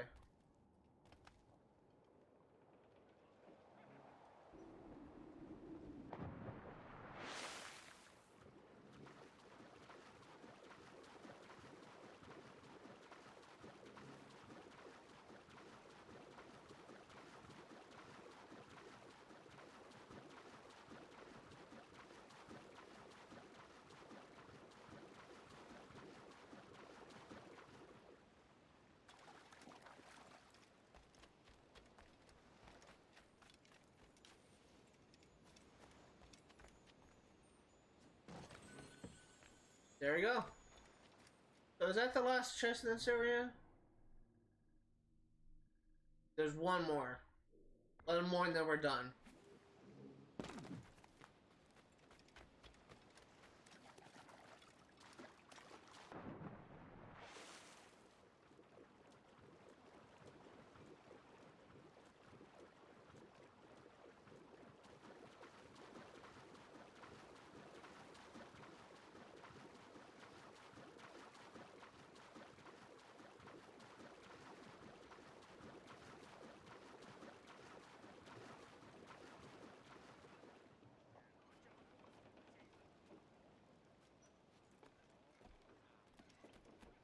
Captain's trick. Loose and catch the wind. Okay.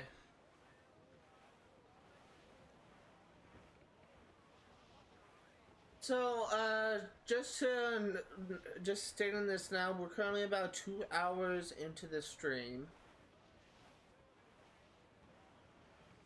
I think this may actually be a longer stream. Because I think I'm making a hypothetical assumption that it would take me about 45 minutes to complete the last 2 missions. Then after that, it will put me into modern day, and I want to be able to get everything done in modern day and actually go back into the Animus. So I'm assuming that maybe at about 4:30 I'll be done with everything.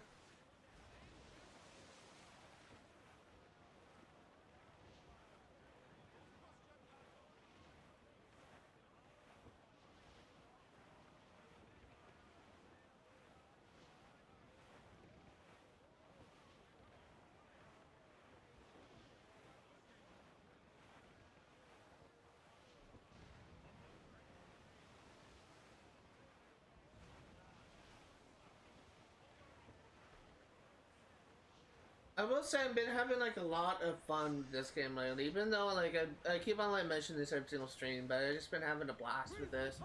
There's really like no point in the game that I can think of that I'm currently like worried about. I think I will have trouble with. And I'm honestly kind of excited to really like beat this game for the first time. Considering that I just kind of gave up on it like when I first played it, when it first came out.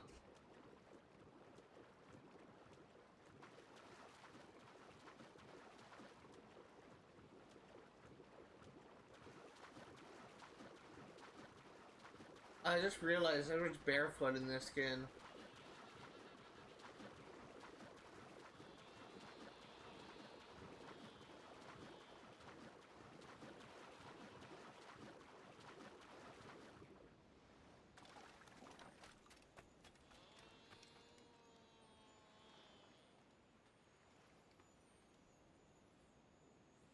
The heck is that?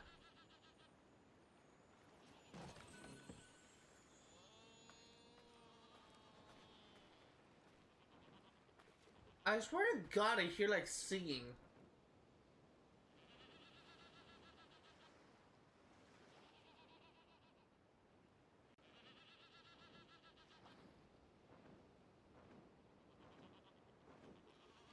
That's weird.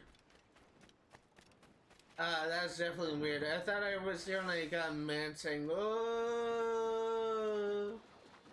and it happened like 3 times. I heard that sound like 3 times, and I was thinking like, wait, is that like a siren Easter egg? Like because of Greek mythology, like there's like a thing of sailors like thinking that they hear like beautiful women singing like on an island, and so they just sail into the reef to see them, and they end up like drowning.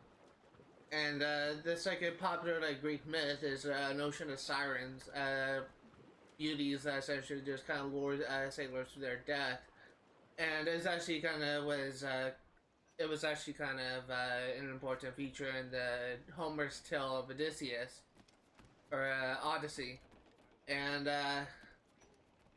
Captain has the I was thinking, wait, is that like a siren Easter egg? But I think what I was actually hearing was like birds or something that just sounded just so weird to me.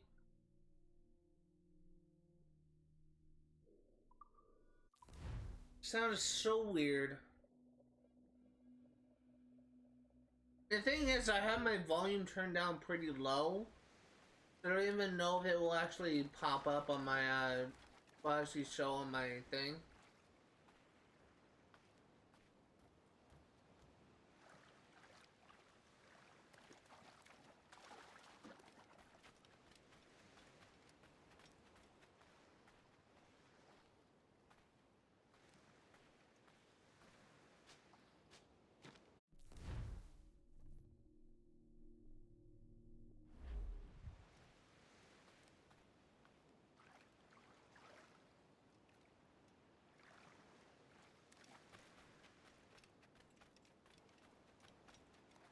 I think it's actually on this side.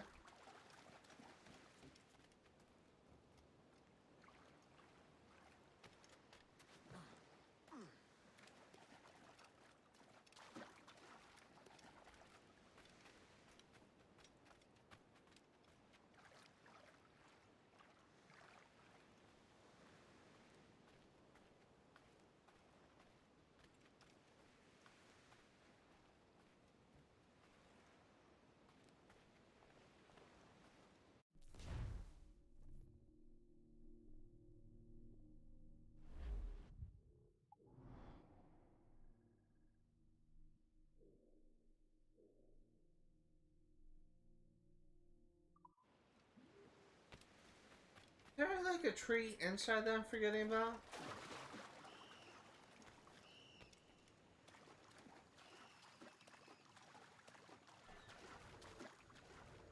Yes, there is, right there. That's where it is.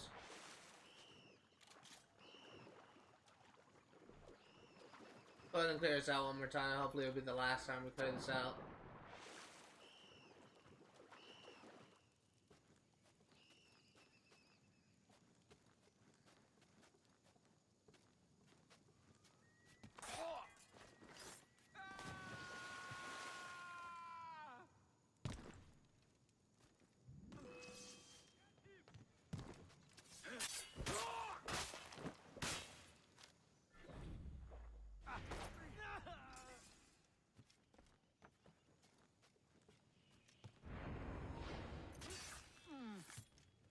Gonna try to speed run this.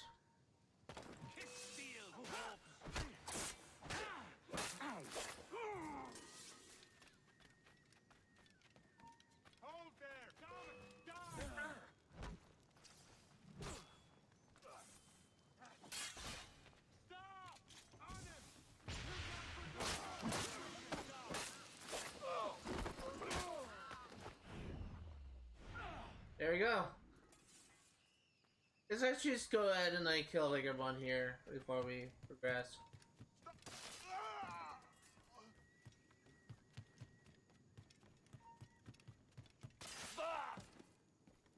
Should have come prepared.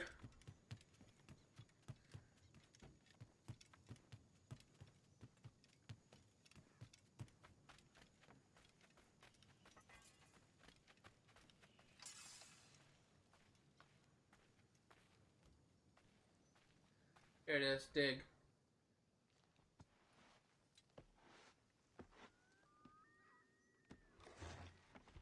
I also don't like how Edward's legs are exposed in this outfit.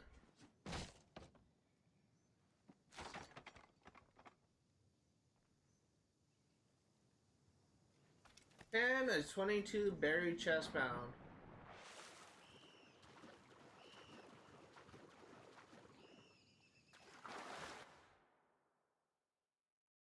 Before we do the main mission, let's actually travel to a nearby island and restock.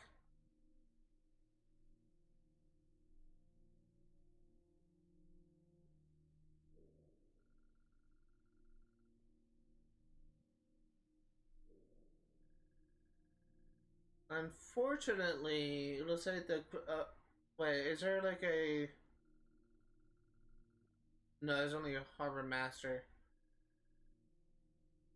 You'll need to go to Nassau, I guess. Because I actually wanted to stop by a general store and restock my ammo.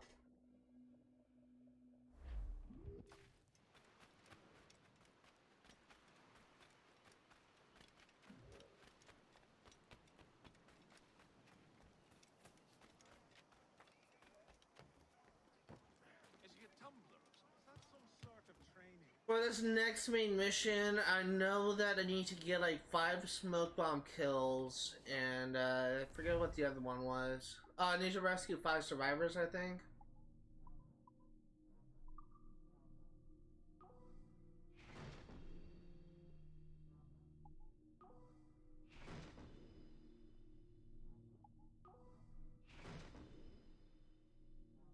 Shouldn't be too hard to do.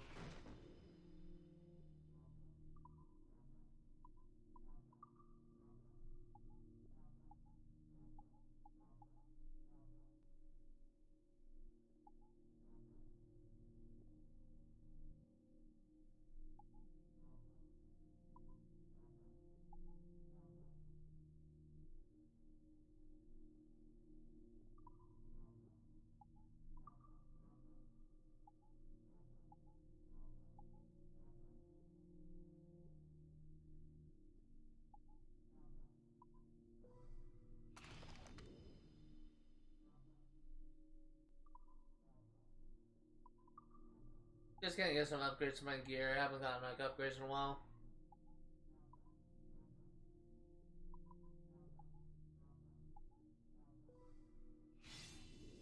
Eventually we'll be buying all the gears, just money is kind of tight right now.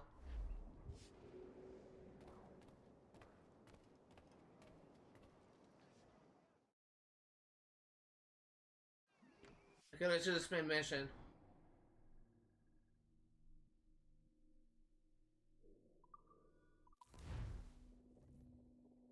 Get up and stretch.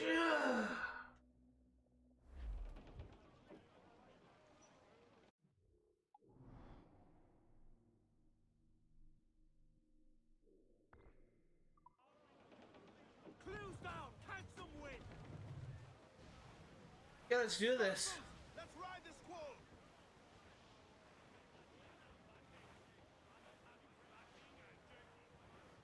So let me actually go ahead and check this real quick. The mission that we are doing next is called Devil's Advocate. We have rescued 5 survivors and killed guards stunned by spill bombs 3 times. Ease off.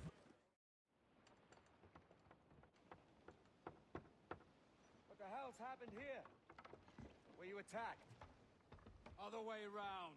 It were Blackbeard who struck first. Opened fire on a British man of war, the pillock. What in God's name for? Still searching for medicines, but he's gone barmy if you ask me. I'll bring him home. Leave him, man. He's heaped this trouble on himself.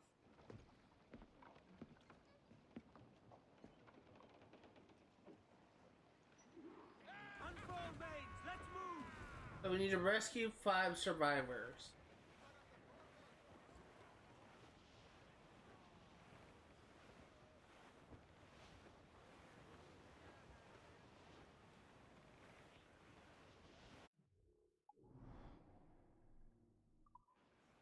The fog is not helping matters. Primarily using my mini-map to see what's coming up. Captain, there's a wreck yonder. Looks recent. I see it. Let's hope Thatch hasn't come to the same end.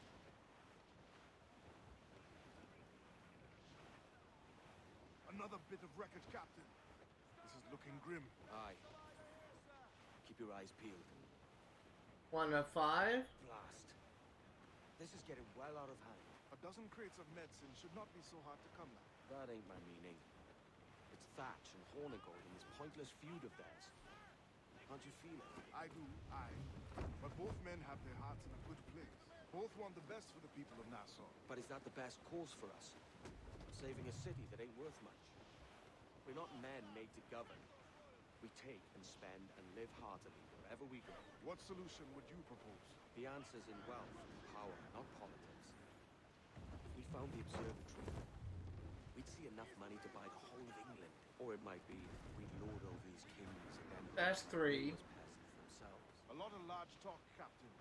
But is it your crew you sail for, or yourself? I mean the best for these men, and I do.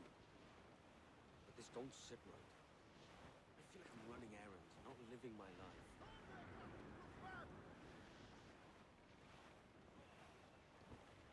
At this point, I'm trying to avoid sailing towards the objective, and I'm just keeping an eye out for sailors. Cruise up. Eat her sticks. Every last scrap of duck on the wind. Crowd on all the sail we have! I think the Queen Anne's Revenge is actually on my right, that ship in the fog, so I'm just trying to avoid the green circle.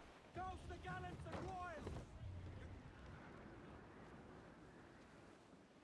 More sail. All sail.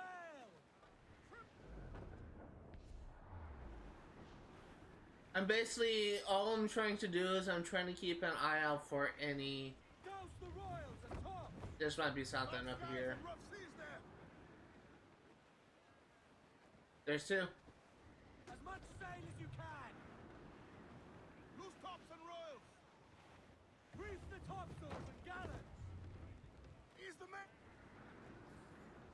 Crowd on every inch of sail. Unfortunately, this fucking wind is cock blocking me. Colours are English! Just the lone ship, Cap! Tops, gallants, royals, studs. Ghost the This freaking wind is cock blocking me. Here it comes!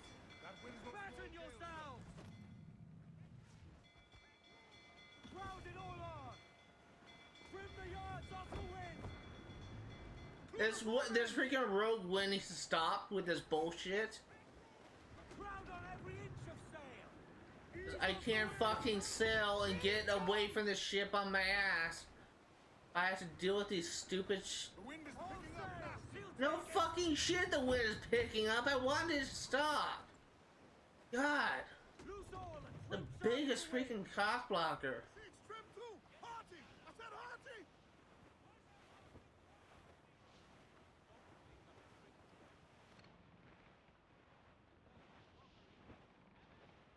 Here it comes! Steady, lads!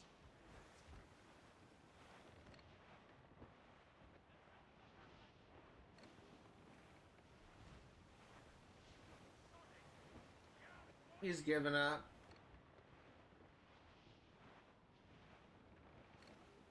Try the more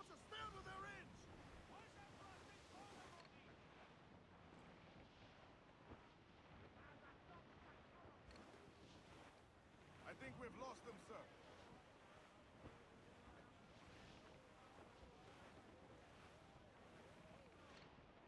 Larman! Cast away!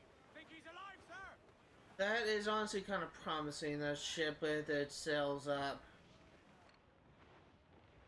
Larboard, Captain. I just want the freaking fog to go away.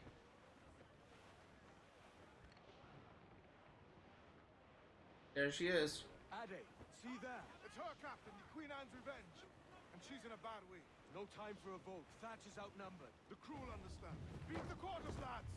We're sailing into hell! We're headed straight. Reef in, all tops!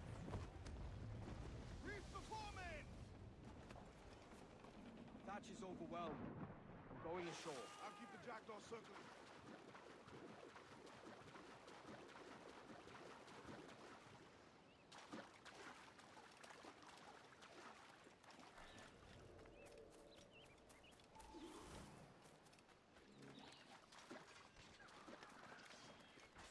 And all your book learning! Prepare you for a scuffle of this sort, Mr. Bonnet! Not in the least. For certain, there's more to be learned by doing than reading. Remember that. Oh, God! Some aid here! Edward, please! Hang in there, Bonnet. Keep your arms up and your back to the sea. You stirred up a nest of trouble, Thatch. In service of a noble cause! Medicines, I hope you mean. Aye! A galleon nearby. And if we crack these lobsters quick, we might catch up to her.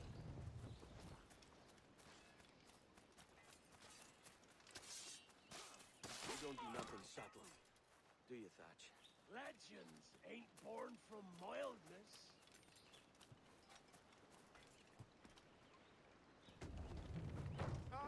Gentlemen, our galleon has reappeared. Heads up!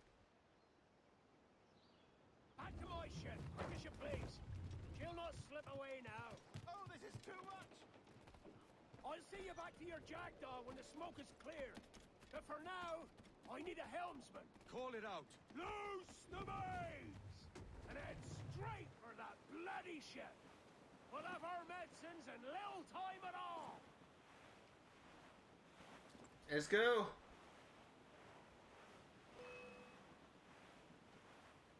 Oh, you don't have mortars for shame, Thatch. You suck.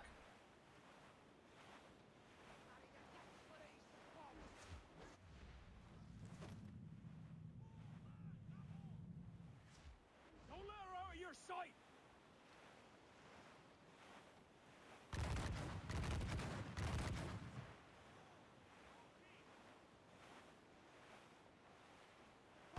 She's weak, is right there, Captain.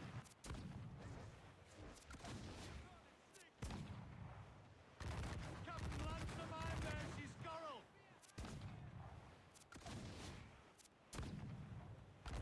Let themselves exposed. Make him pay, Captain. Powder, Captain. Blast! And the galleon's all but sunk. I'm seeing the devil you promised, Thatch.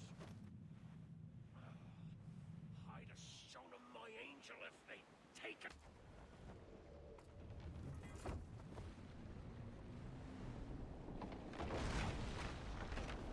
I almost died. Send them to hell! Find a captain and end this. Captain, and end this, Kenway!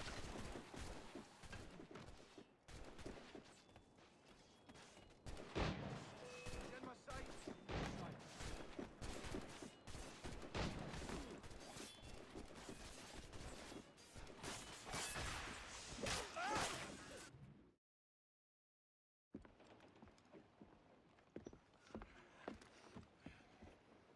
I'm not a man accustomed to murder, Captain. If you'd taken quarter, you'd not be seeping now. Sack a muzzle, gobshite. You'll be hanged and sun-dried, just as them there were in Boston. The king's called for a pardon. Captain, we've searched the hold. It's a middle intake, but the medicine we found bears a Charles-Towne stamp. Thank you, Mr. Hans. Thank you, Mr. We cannot Hands. resupply Nassau out here by force and accident alone. We should go to Charles-Towne for the lot. Hello? Are we victorious? I fear I am not built for the fatigue and care required to live as a man of fortune.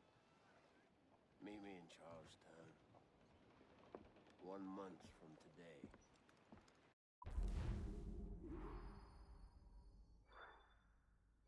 Hey, 100% sync.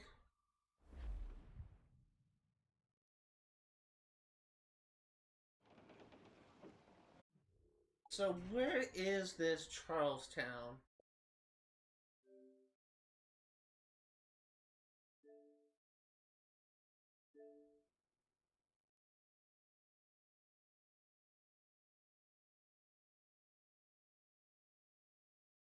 Oh, so we're here?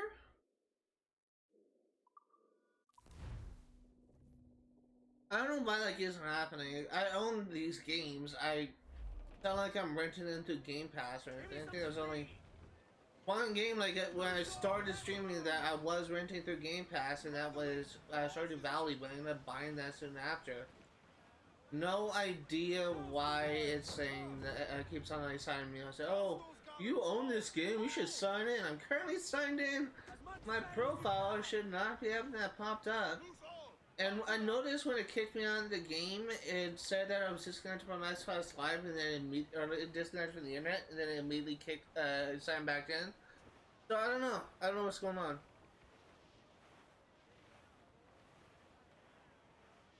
For this last mission, the Siege of Charles-Towne, there is 2 optional objectives, of course.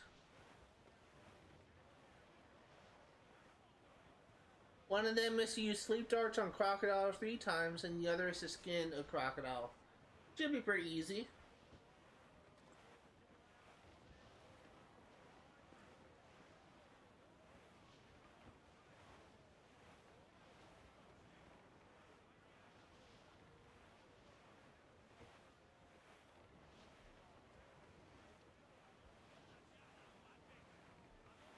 But yeah, looks like this is gonna be a little bit of a longer stream, which honestly is not that big of a deal.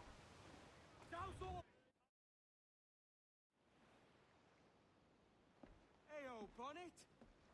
Flying your own flag at last. Yes. Yes, Blackbeard cut me loose, sadly. Time to have a go at this myself. Well, that's grand. Yes, it's for the best, I think. I should have some wild stories when next we meet. Edward! Your constant friendship has been my most treasured find on these seas. Well above gold and silver and rum, I prize the courage you have inspired in me this year. Thank you, sir. A fair good morrow to you. I always like Steve Bonnet, although sadly I don't think he will have much success as a pirate. But it's a nice, friendly little character. Are you not loved, no? Are you not wanted by your wives, and families, and countrymen? How else to explain your government's complete disinterest in your well-being? Hostages for medicines! These were my only terms.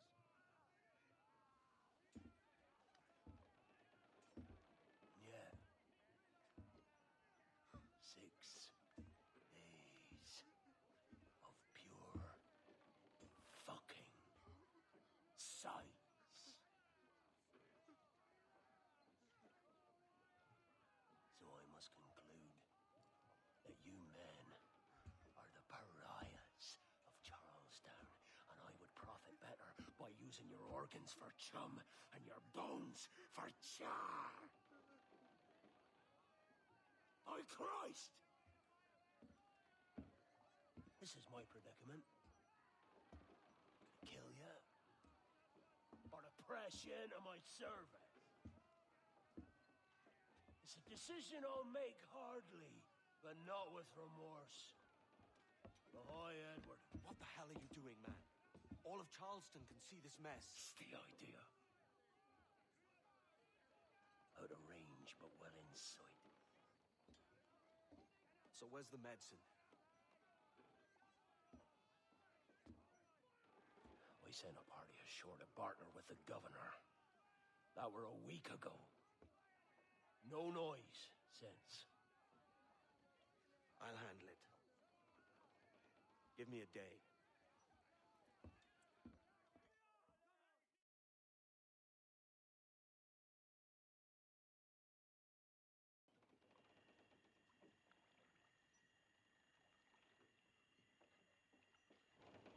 There's movement up ahead. Is it soldiers? Aye, and in something of a hurry. I propose we follow, else they spring something we ain't ready for. Use the mains.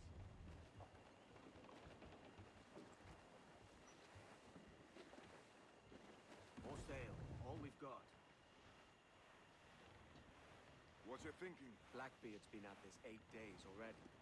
So it's a good bet. Someone out there has prepared the medicine, just in case. Ah, but they're stalling. Thinking up ways to avoid paying it out.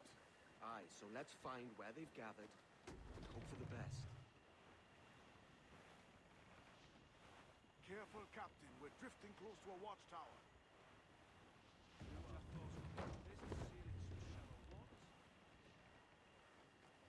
Hold down. Put on some sail.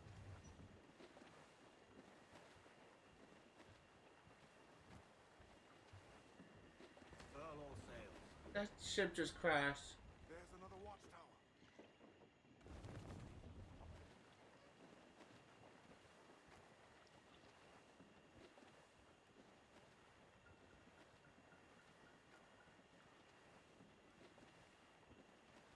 What's the captain thinking? This fog ship's worth nowhere to turn. Keep her at half sail, Captain. Speed will do us no favors here. Catch the wind. Careful with the banks. We cannot pass them undetected, Captain. And there is no other way. There's always another way. All stop!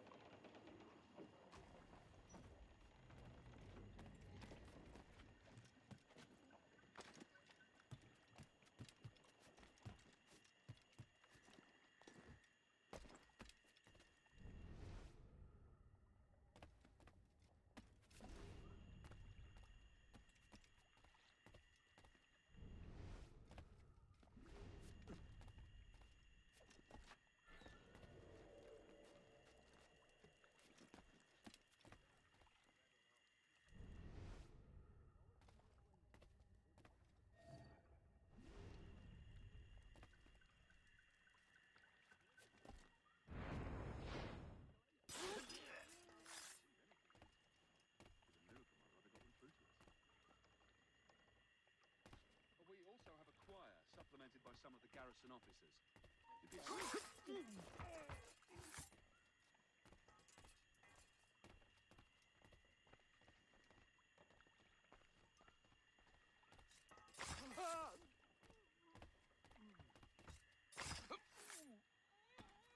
Inconspicuous.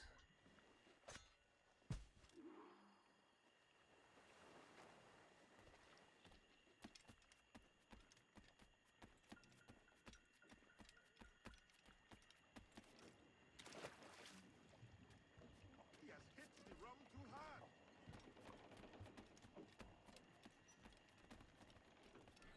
Put on some sail. Loose the stunsails. Okay, let's keep going. I did not see any crocodiles. Over there. Let us hope the river remains this wide.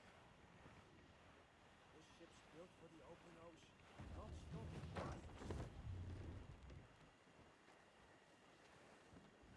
More sail. All we've got. If we run aground here, we may never get out. Be sure they don't spy us trailing them.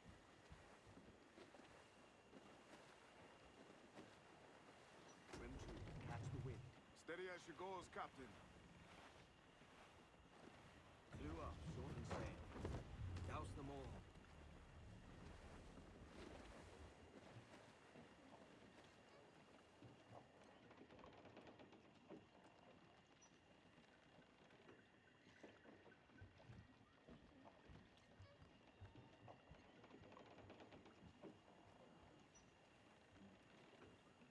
I don't know what this ship is doing. Loose the mains.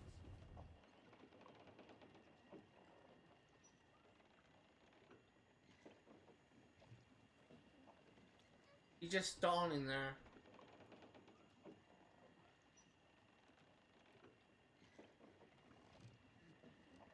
Trim to, catch the wind. Ease the train, move tops. Loose the stunsails. They're getting away, Captain. Then I'll have to go on without her. I'll be back with the medicines. Aye, sir.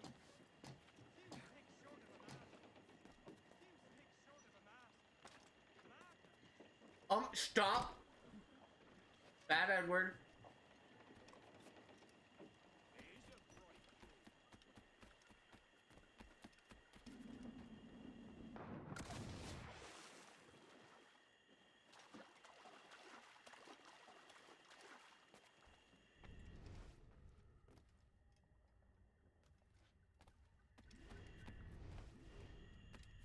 Your turn at the oars. The devil is. I don't last time. Ah, and wait till your next turn on a poor hand of cards, as I recall. Blast. So it is. Come on then. The captain's waiting.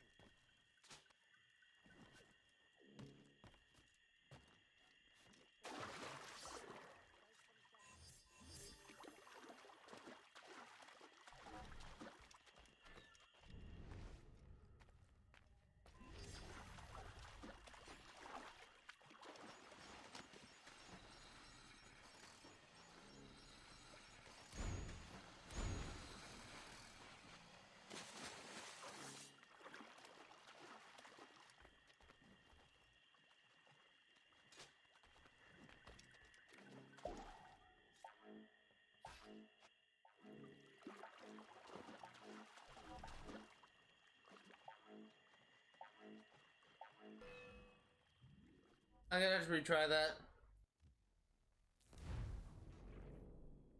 Hopefully I get my darts back. I didn't see like where I was supposed to go.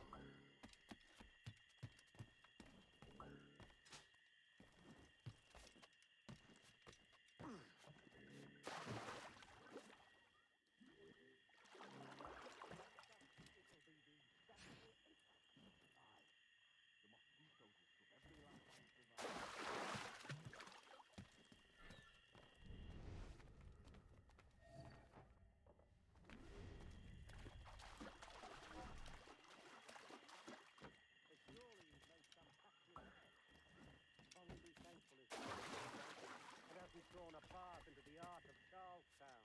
Bloody pirates. Someone ought to do something. They'll be hunted down eventually. Every last one of them.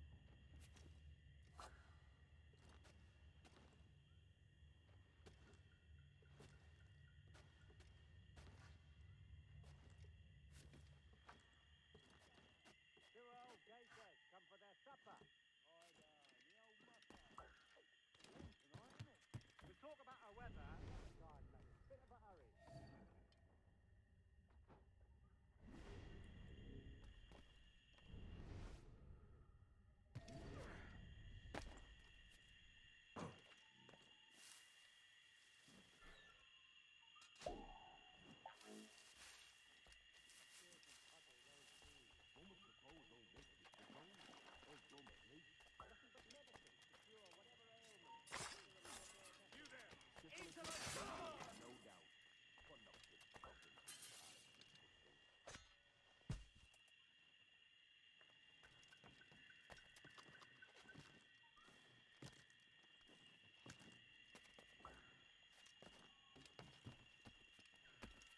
Yeah, we got our optional objectives done. We just need to finish.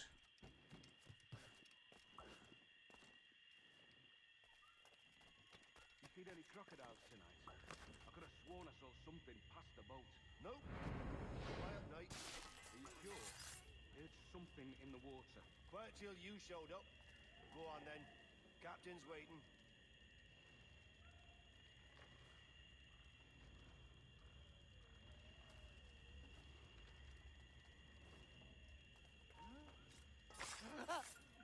Almost there.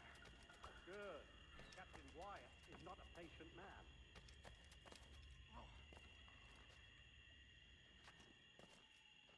Okay. Hello? Is that Raider yonder? The very same. Then speed along, you're expected. And you know how... Oh, Christ! He took him! He took him! I told you! Just row! For God's sake, row! I told you there was something, didn't I tell you? Oh, God. Let's just get out of here!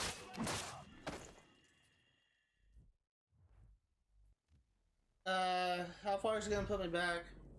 I honestly thought I was safe. I guess I should let the dialogue continue. Whoops.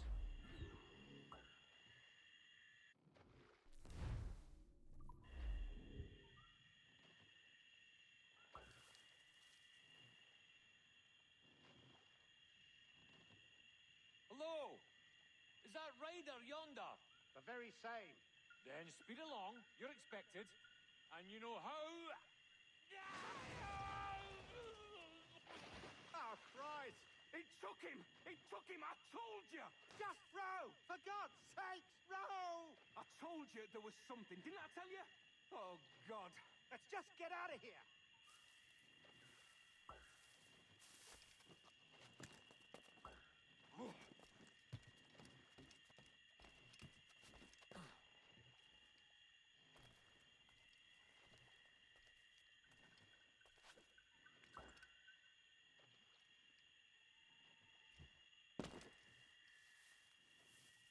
Okay, what's next?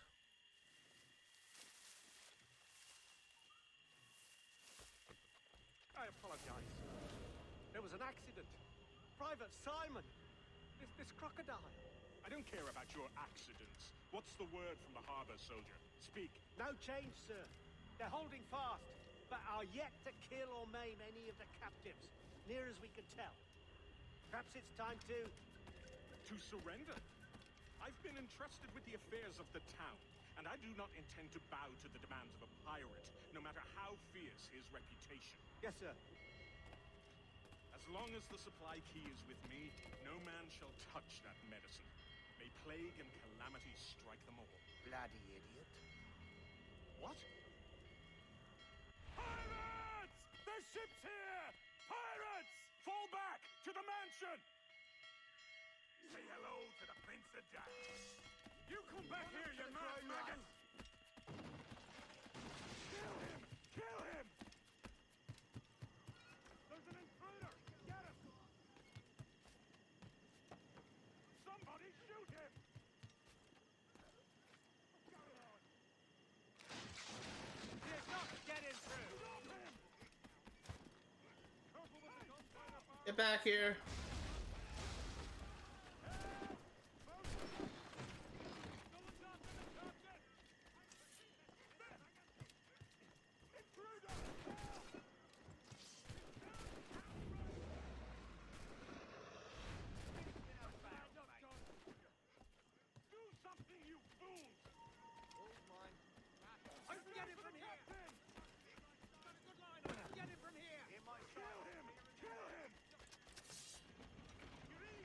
Get back here, you're not gonna survive. He'll not pass me. Do something, you fools! Get out of the way, get up! Try to get past me, I'll spill your brains. Stop him! There's an intruder! Get him! Oh my god.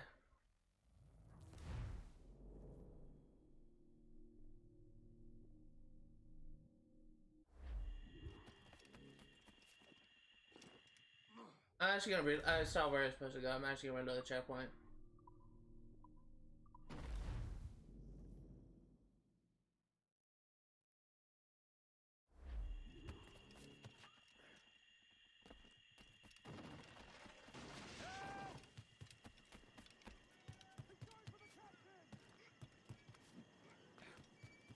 Somebody shoot him! What's going on?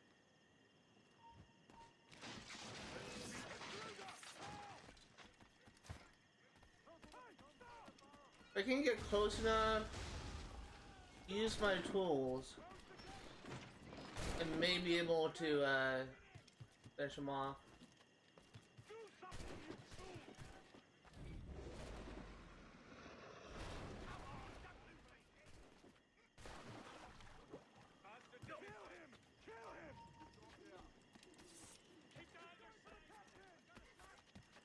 What the hell? Hey! Somebody shoot him!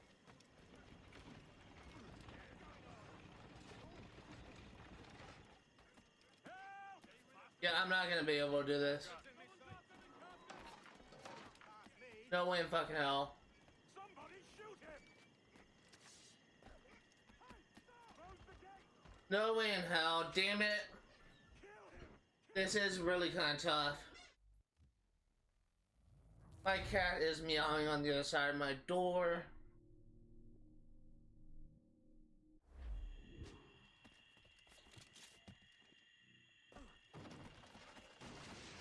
Do something, you fools! Problem is, this is all like free running things, so I can make small adjustments, but it's only gonna shave off maybe a second.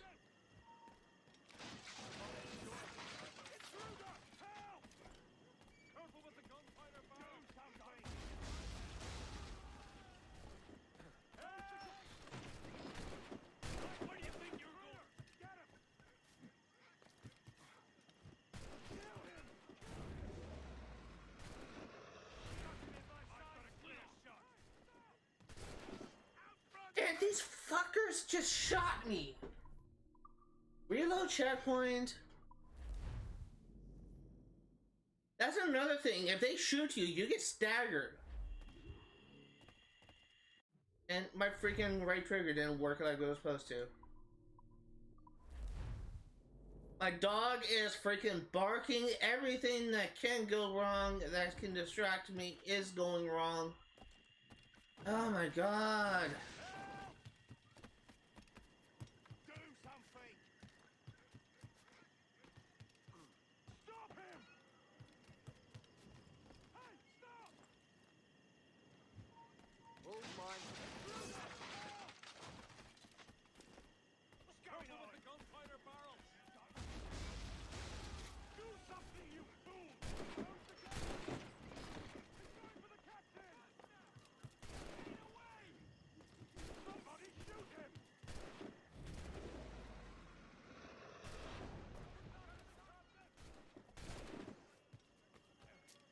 Stop him! Gotta kill an intruder! Get him! What the hell? Hey! Somebody shoot him! Oh God! Oh God, save me! And flay all you devils! Ah! Blackbeard made you as good an offer as ever a man got from any pirate. You might curse his methods, but medicine was all he wanted. And now he'll get it. You should have bartered, mate.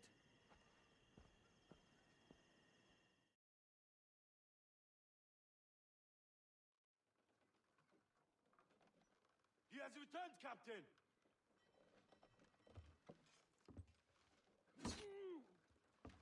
What's the take? 2 crates. And the means for mixing additional doses. That's right thinking. Precious little of that these days. You hear that, Mr. Rags? My young friend returns with offerings and so saves your scrawny neck. Will you not thank him? You should quit these waters, Thatch. The governor, he's bound to muster more soldiers. You go on ahead. I got some business in the north. You're done, aren't you? Giving up on us. On Nassau. Look, lad. I'm late into my 4th decade on this earth. And if I don't find some means to make the 5th quiet and cozy voyage, I'd rather sink to the devil's doorstep than call myself captain another year. We'll meet again, lad. In this world. Or the one below.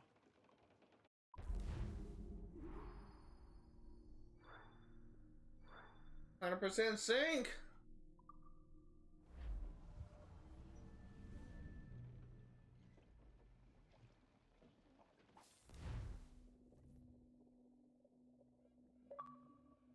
And achievement, mixing up the medicines. IDJ wanted to talk with us about putting together a trailer using some of the footage you've been recording this past month. Take your time. I'll meet you by the elevator. Over here. Are you ready? He's waiting for us.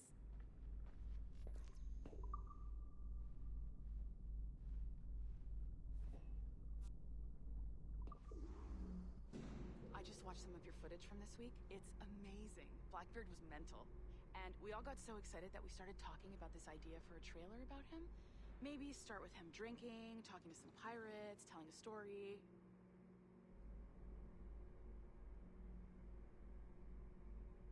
Weird that we're getting loaded screen here. Across the deck of his boat and, sorry, his ship, not boat, but jumping around the deck of his ship, swinging from ropes and fighting like a devil. I mean, obviously we're gonna have to manipulate some of the existing footage to get it looking good, but it could be great. I'm getting a shiver in my timbers just thinking about it. Sorry. I feel like it's just disrespectful to alter the memories just for entertainment purposes. Like, it's just disrespectful to the people who lived them. That's really my only gripe with this. No, you can go right. Hi, Melanie. I saw you just walked in. I need a few minutes with you alone. Leticia is on the phone and we're discussing the Kenway project. Oh, yes, of course. Sorry about this. I'll call you when we're ready. Shouldn't be long. Hello? Hello? Do you have a second? Of course you do. Head to the waypoint on your map. I have another job for you. I'd like to link all the cameras in the building to a central monitoring system, but most aren't calibrated correctly.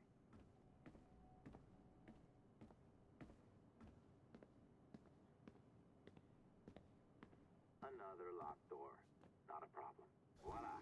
You now have level 2 security clearance. Not bad for your first few weeks. I'll update your communicator.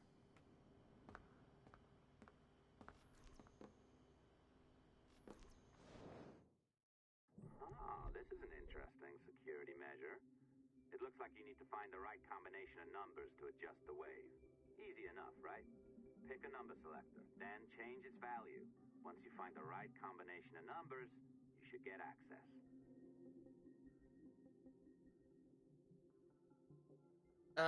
Oh, it's probably left and right, okay.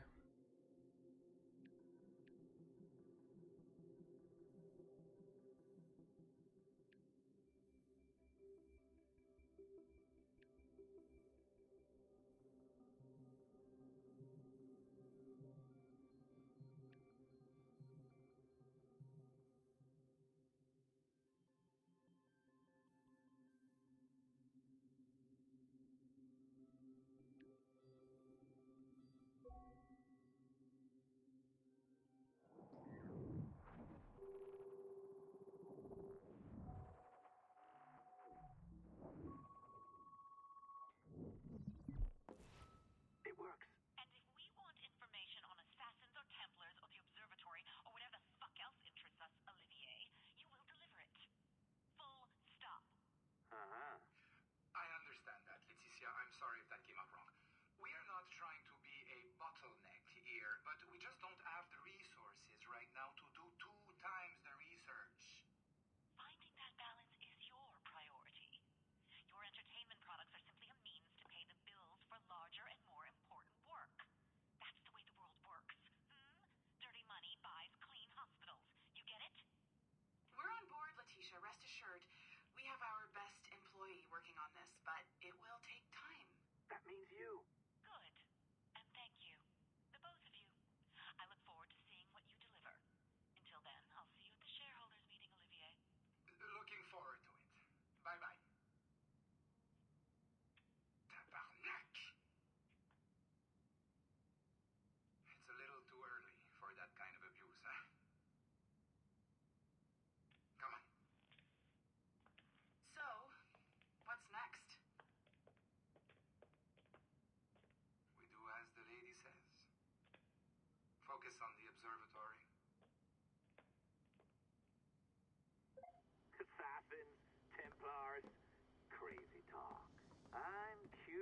about this shareholders meeting, though?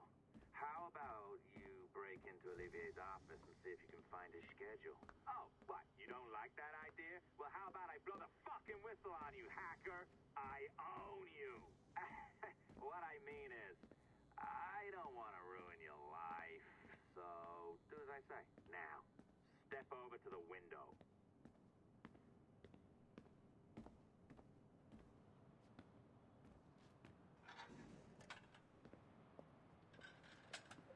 You can't waltz into Olivier's office through the front door, so I've opened another route. Up we go.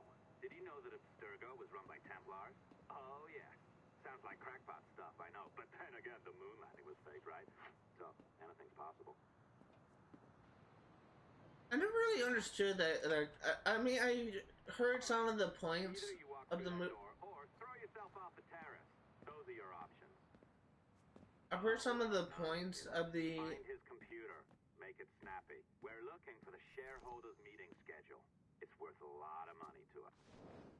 I've heard a lot of points of the moon landing being fake. There's some people that think that from the footage of the moon landing that they think that by the footage of the moon landing you can see like a wire or something, but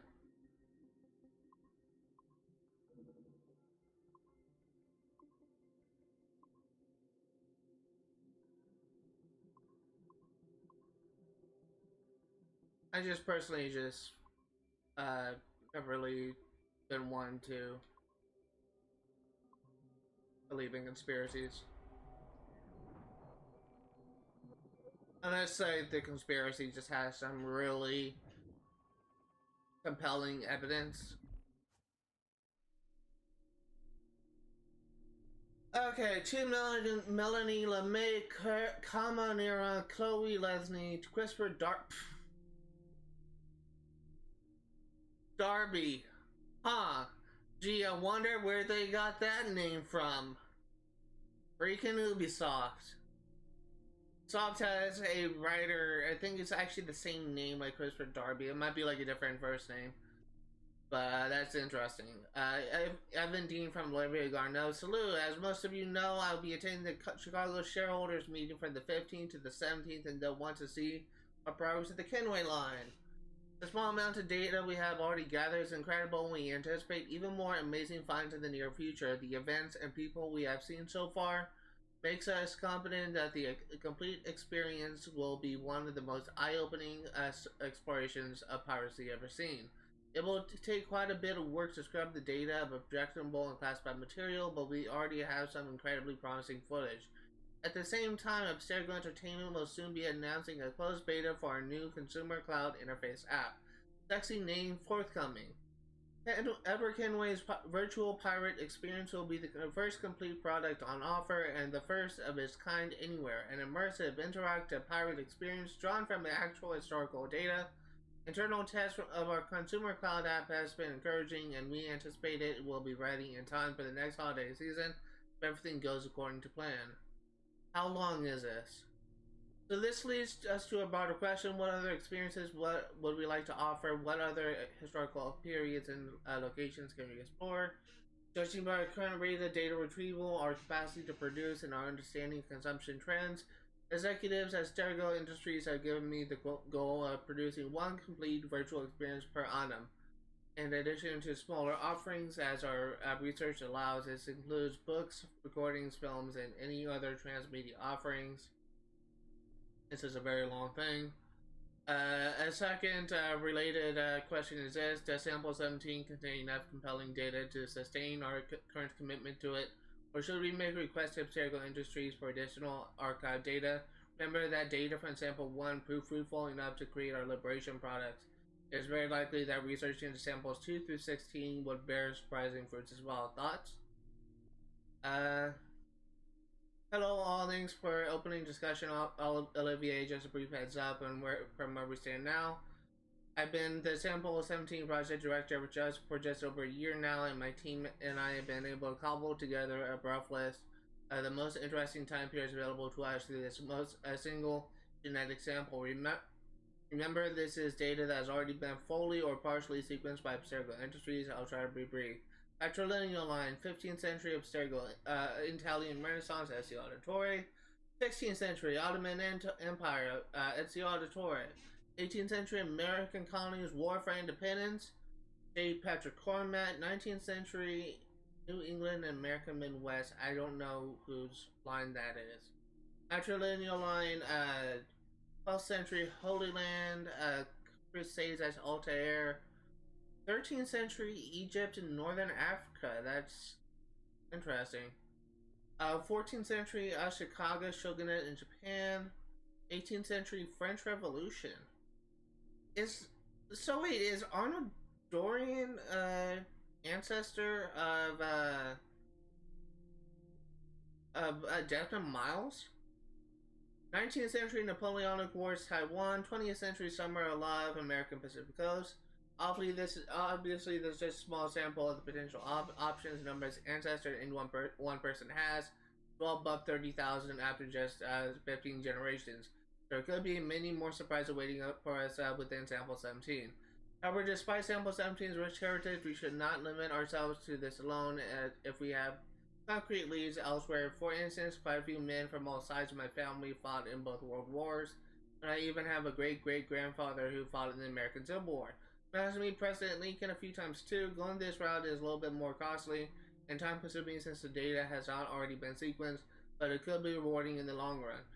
In short, if anyone has any confirmed connections to interesting historical events, periods, or cities, or knows of people who do, please share. I will also be renewing the past 3 decades of samples collected and sequenced by Abstergo Industries. I recently learned that one of their samples, number 2, I believe, participated in the trial of Jean d'Arc. Oh. So there's a nice lead right here. Mel, Melanie LeMay, Project Coordinator, Sample 17.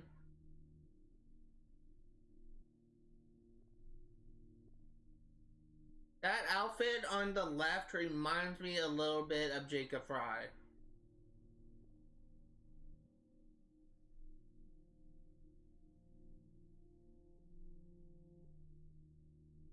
That's interesting. Let's see. All good points, well, word of caution though. Sample 2 comes from the late Dr. Warren Vidic himself, collected at some point in the early 80s when he was a young engineer working at Abstergo Industries. So as tempting as Jean d'Arc experience sounds, I'm not sure Abstergo Industries would be too keen letting us rummage around in Dr. Vidic's DNA. It's just a sensitive topic. For my own part, I'm related to Francois Xavier Garneau, noted Quebecois historian and poet. Exciting, right? A possible lead. One additional caveat: let's avoid digging into any modern periods, i.e. 20th century, unless we find something incredibly compelling. Because as fun as World War II setting might sound, we do well to avoid any settings for vehicles, cars, motorcycles, helicopters, tanks, etc. Why, you may ask? Because our research has shown that memory imprinting in individuals is actually hampered by the catatonic state most people enter when driving for medium and long periods of time, and this makes data retrieval somewhat more difficult. In short, we don't want to go through the effort of coding extra Animus features just for the sake of digging up memories of people driving around in cars. There are other and more efficient ways to experience that. Olivier Garneau. Olivier, haha, Quebec City is beautiful, but without pirates, ninjas, or zombies, I'm not sure how well a story about a historian would sell.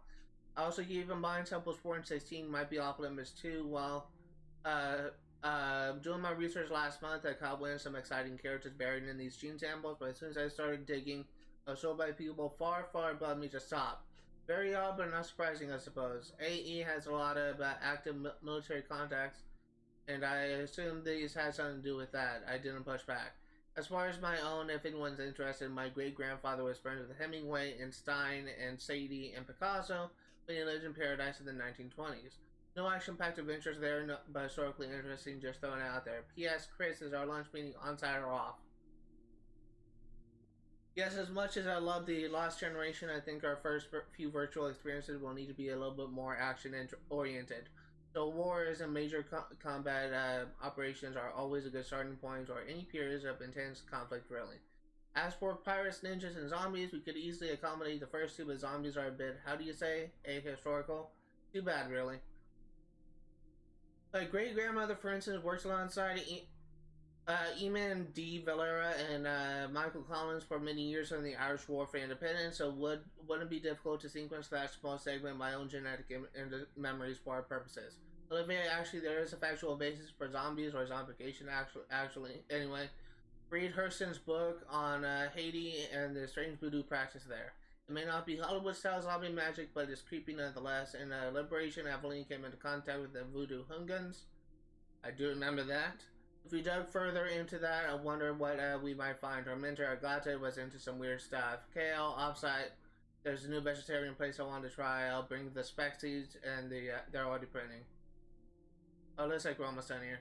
Sorry to be at the center, but couldn't we be using this technology to educate, not placate? I mean, theoretically, we have all of human history to explore, all of our achievements and brightest moments.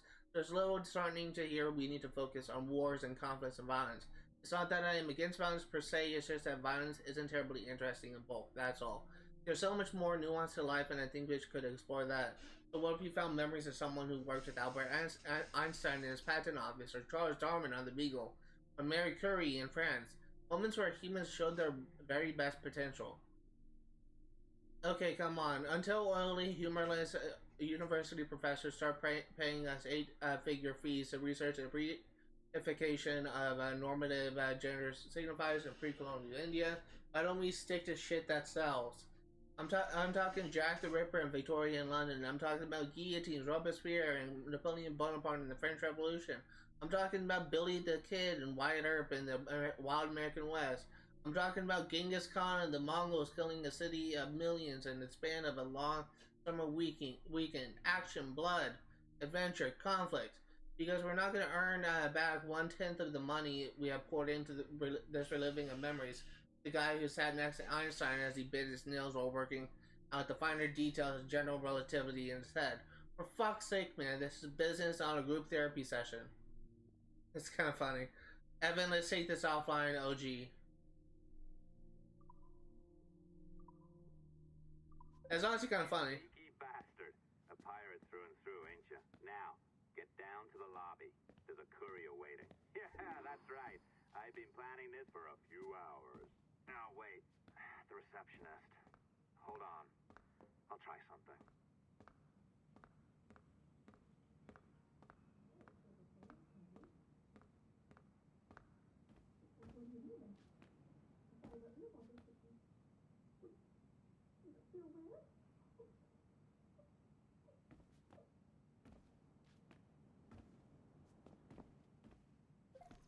As gullible as ever. Now, hurry down to the lobby before I remotely detonate your earpiece. For those curious, the reason why I'm taking the time to just read all those things, even though it's probably not very entertaining. Basically, as soon as I, dang it. Basically, as soon as I show the new entries, they will already be marked as red, so it'll be more difficult for me to go over new content. God dang, I need to stop screwing up.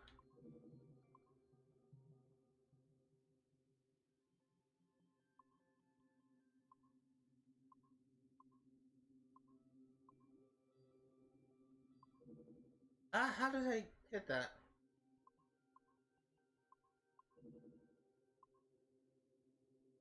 This isn't really hard, I just keep on screwing up.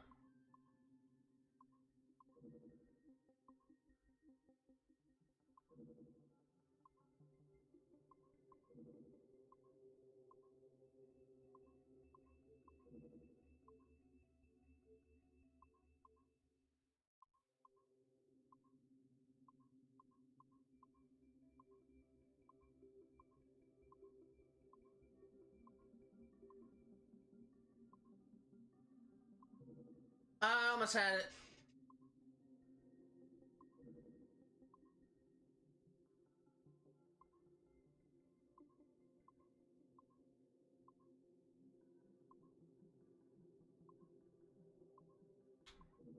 Dang it.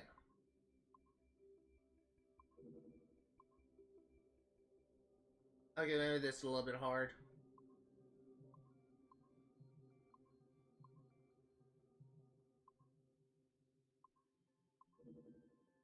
I can't get past that last two.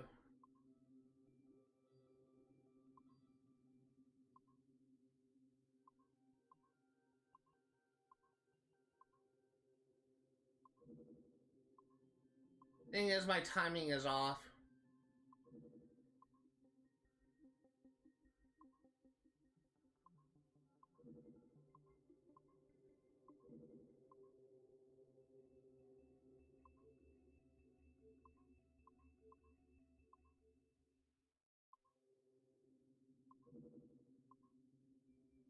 Luckily, you can just try as many times as you want until you get it. I just being really bad right now.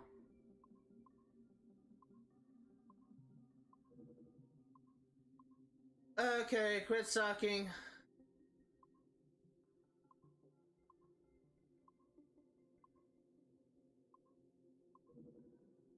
Quit sucking. Not rocket science.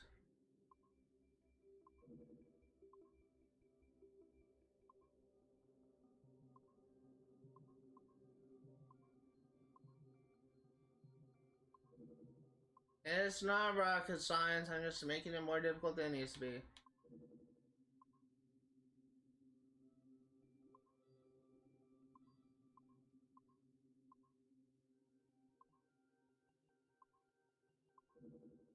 God dang it.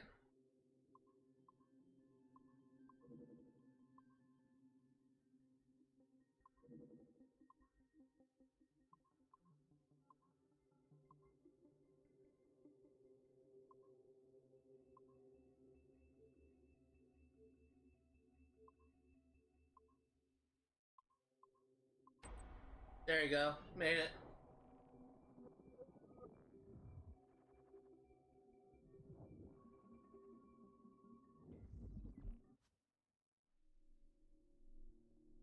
From the journals of Edward James Kenway. Oliver Bowden. Chapter 3, she was in the odd Shillelagh, a tavern halfway between Hatherton and Bristol, a regular haunt of mine, sometimes in the summer when mother and father toiled over the shearing at home. When I have to make more regular trips into town than several times a day, I admit I hadn't taken much notice of her at first, which is unusual for me because I like to pride myself in knowing the exact location of any pretty woman's whereabouts, and besides, the Shillelagh wasn't exactly the sort of place you expected to find a pretty woman. A woman, yes, a certain type of woman. But this girl I could see wasn't like that. She was young, about my age, and she wore a white linen coif and a smock. Looked to me like a domestic. But what made me aware of her wasn't her clothes, it was the loudness of her voice, which was quite in contrast to the way she looked. She was sitting with 3 men, all of them older than her, whom I recognized at once. Tom Cobley, his brother Seth, and Julian somebody, whose surname escaped me but who worked with them.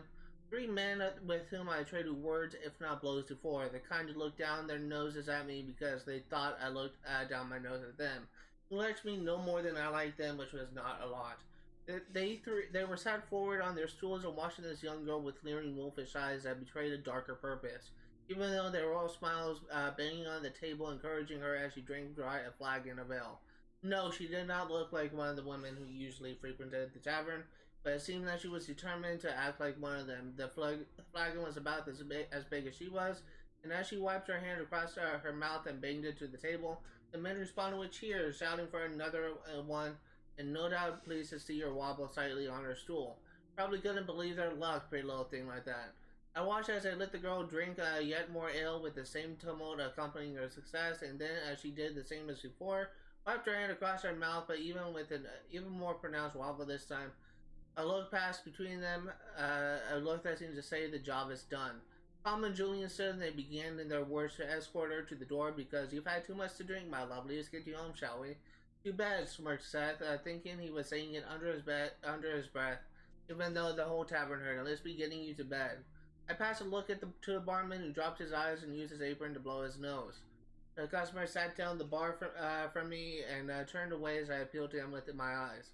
Bastards, might as well have looked to the cat for help, I thought. Then, with a sign, outside, banged down my tanker, stepped off my stool, and followed the cobblers to the road outside. I blinked as I stepped from the darkness of the tavern into the bright sunlight. My cart was there, roasting in the sun.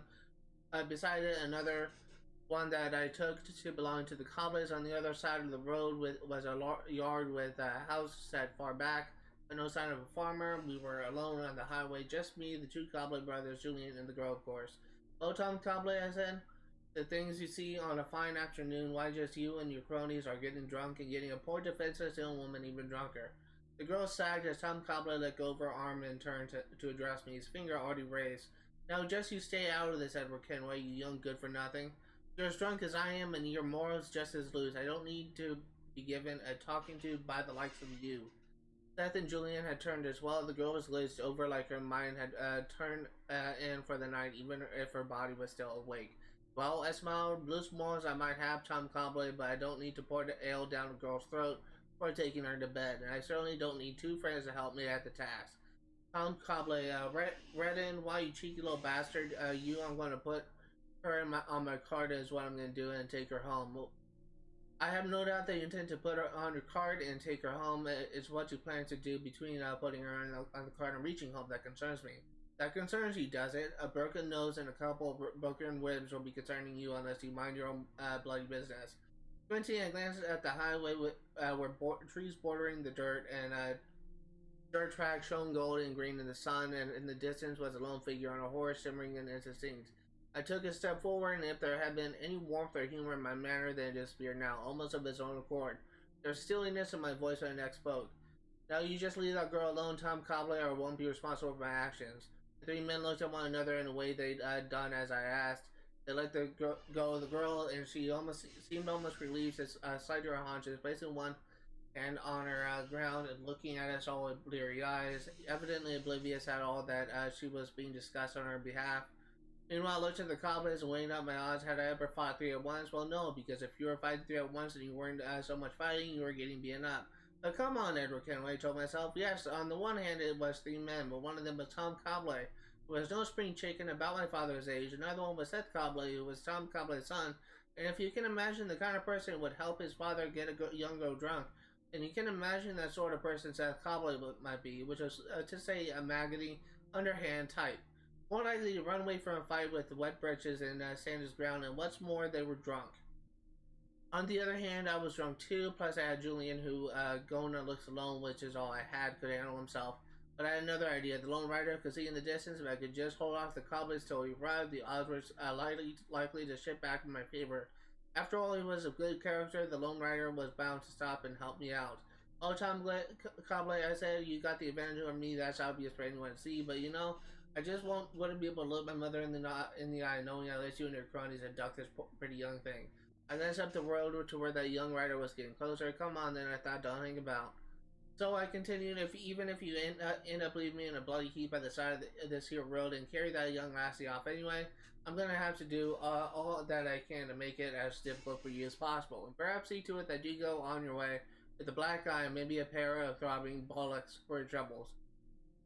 Tom Cobbler spat, then glazed at me through wizened, slitty eyes. "Well, are you just going to stand there talking about it all day, Edward Kenway, or are you going to attend to your task? Because time waits for no man." He grinned an evil grin. "I've got people to see, things to do." "Aye, that's right, and the longer you leave it, the more chance that poor lassie has of sobering up, eh? I don't mind telling you I'm getting tired of all this talk." Anyway, he turned to Julian. "Well, how about we teach this little bastard a lesson? Oh, one more thing before we start, Master Kenway. You ain't fit to shine your mother's shoes, you understand?" That hit me hard. I don't mind admitting, having someone like Tom Cobbler, who had all the morals of a frothing dog, about half the intelligence, able to reach into my soul, and if my guilt was an open wound, then stick his thumb in his open wound and cause me more pain. It certainly firmed up my resolve and nothing else. Julian pushed his chest forward with a snarl advance, 2 steps away from me, and he raised his fist, dipped in his right shoulder and swung. And I don't know who Julian was used to fighting outside taverns, but somebody with less experience than me, that's for sure. Because I had already taken note of the fact that he was right-handed, and he couldn't have made his intentions more obvious if he tried. The dirt rose in clouds around my feet, and I dodged easily, and brought up my own right up sharply. God, I really hate how long these fucking entries are. He shouted in pain as I caught him under the jaw, and if it had just been him, the battle would have been won, but Tom Kabah was already upon me. I just saw him out of the corner of my eye and was too late to react, and I was dazed by a fist that slammed into my temple. I staggered slightly as I turned to meet the attack, and my fists were swinging much more wildly than I'd have liked. I was hoping to land a lucky blow, needing to put up at least one of the men down to even up the numbers, but none of the punches made contact as Tom Kabah retreated. Plus, Julian had recovered from my first punch with alarming speed and now came at me again. He swung his right hand connected with my chin, spinning me about so I almost lost my balance. My hat fell off, my hair was in my eyes, and I was in disarray. And guess who came in with his boots kicking? That worm Seth Kabah, shouting encouragement to his father and Julian at the same time, and the little bastard was lucky. His boot caught me in the mid-ramp and already off balance. I was lost my footing and fell. The worst thing you can do in a fight against 3 men is fall. Once you fall, it's over. Through their legs, I saw the Lone Rider up on the highway, and now my only chance of salvation, possibly my only hope of getting out of this alive. But what I saw made my heart sing. Not a man or on a horse or a tradesman who would dismount and come rushing to my aid. The Lone Rider was a woman. She was riding astride the horse, not side saddle, but even though it was lady, she wore a bonnet and a light-colored summer dress, and the last thing I thought before the Kabah boots turned my view and the kicks came raining in was that she was beautiful. A beautiful Antocha saved me now. Hey, I heard. You 3 men, stop what you're doing right now. They turned to look up at her and remove their hats, shuffling in line to hide the side of me who was like coughing on the ground. What's going on here? She demanded. No, from the sound of her voice, I could tell that she was young and, while not highly born, definitely well-bred. Too well-bred, surely to be riding unaccompanied. We were just teaching this young man some manners, asked Tom Kabah out of his breath. Exhausting business it was, kicking me half to death. Well, it doesn't take 3 of you to do that, does it? She replied. I could see her now, twice as beautiful as I'd first thought, as she glowered at the Kabahs, who, for their part, looked thoroughly mollified. She dismounted. More to the point, what are you doing with this young lady here? Pointing at the girl who still sat dazed and drunk on the floor. Oh, ma'am, this is a young friend of ours, but has just had too much to drink. The lady darkened. She is most certainly not your young friend. She is a maidservant, and if I don't get her back home before my mother discovers that she's absconded, then she will be an unemployed maidservant. She looked pointedly from one man to the next. I know you men, and I think I know exactly what's been going on here. Now you will leave this young man alone and be on your way before I am of a mind to take this further. With much bowing and scraping, the Kabah clambered aboard within her cart and were soon gone. Meanwhile, the women dismounted and knelt down to speak to me. My name is Caroline Scott. My family lives in Hawkins Lane in Bristol. Let me take you back there and tend to your wounds. I cannot, my lady, I said, sitting up and trying to manage your grin. I have work to do. I see, and did I assess the situation correctly? I picked up my hand and began to brush the dirt off from it. It was even more battered than now. You did, my lady. And I owe you my thanks, and so will Rose when she sobers up. She's a willful girl, not always the easiest of staff, but nevertheless, I don't want her to see her suffer for an impetuousness. Oh God, I'm almost done. She was an angel, I decided then, and as I helped them mount the horse, Caroline holding on to Rose, who rolled drunkenly over the neck of the horse, I had a sudden thought. Can I see you again, my lady, to thank you properly when my win I look more presentable, perhaps? That's interesting. She gave me a regretful look. I fear my father would not approve, she said, and with that shook the brains of life. That night I sat beneath the thatch of our cottage, staring out over the pasture as the sun went down. Usually my thoughts would concerning the possibility of escape or wrestling with the inevitability of my future. That night I thought of Caroline. Caroline Scott of Hawkins Lane. Okay, it's finally done. I really think about ratting me out. My tracks are covered. Yours ain't. I really hate those long freaking essay sections because I know it's not at all like entertaining pretty to listen. The only reason why I read those out loud, again, once I hack a computer, once I read the thing, it'll be harder for me to find. And the post-stream session when I record the database entries for YouTube, it will not be easy for me to find the stuff that I have read, that I have unlocked, because it was already like accessed and read, so I have to read it in stream. Same thing with the bottles. Oh, hooray! It's our old friend. Hey there, I just got a call about picking up another transfer. Oh? You said you were here to see me. Yes, that is one of the perks. Let's see it. A conference in Chicago. Very nice. Thanks for this. We'll be in touch. Ciao, Rebecca. Text me. Stuff it, Hastings.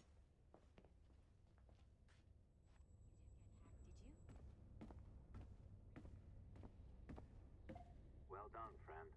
Very well done. Apologies for my temper tantrum there. You are with the good guys, I promise. We'll keep you safe. Trust me. Go on back to work. We'll be in touch.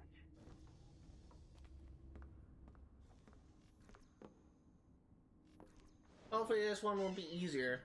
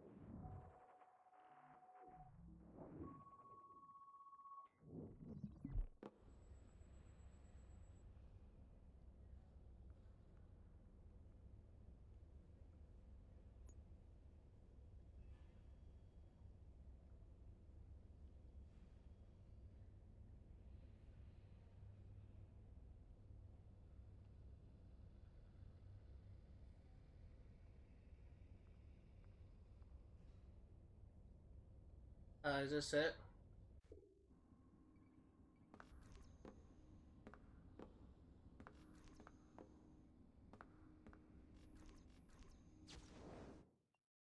Sticky note. Remember that a relentless, impertinent hollow drive to achieve everything our forebears did has led to many embarrassments, disasters, nuclear weapons, super viruses, genetically modified poison food, toxic air, plastic sea wreck, and sea spawn, and the list goes on. You can look it up for yourselves on the internet. But all this too has a good purpose in the end. At this point, I just want to finish. Just literally get everything done. Because I'm honestly kind of tired.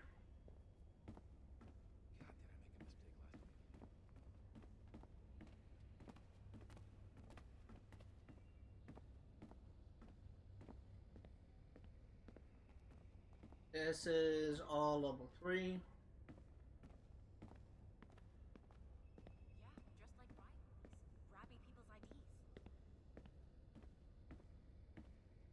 Just gonna like go along this rail thing. I think I already checked this area, but I'm just checking just to be safe. Have you ever been to Chicago? Once.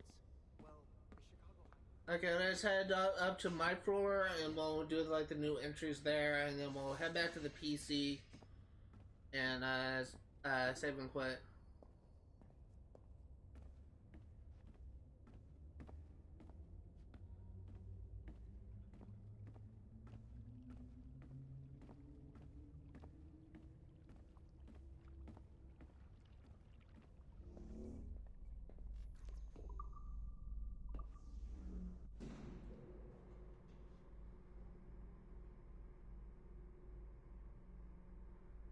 Currently 4:23. We're 3 hours and 23 minutes in.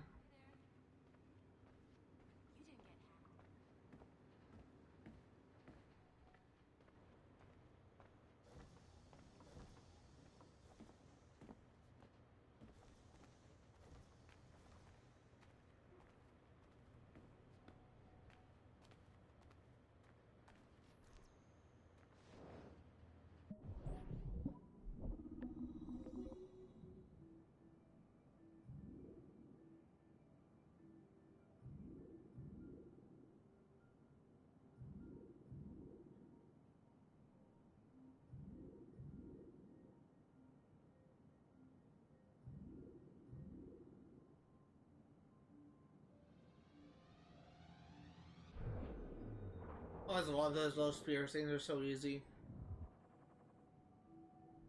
Please don't be another fucking essay. God.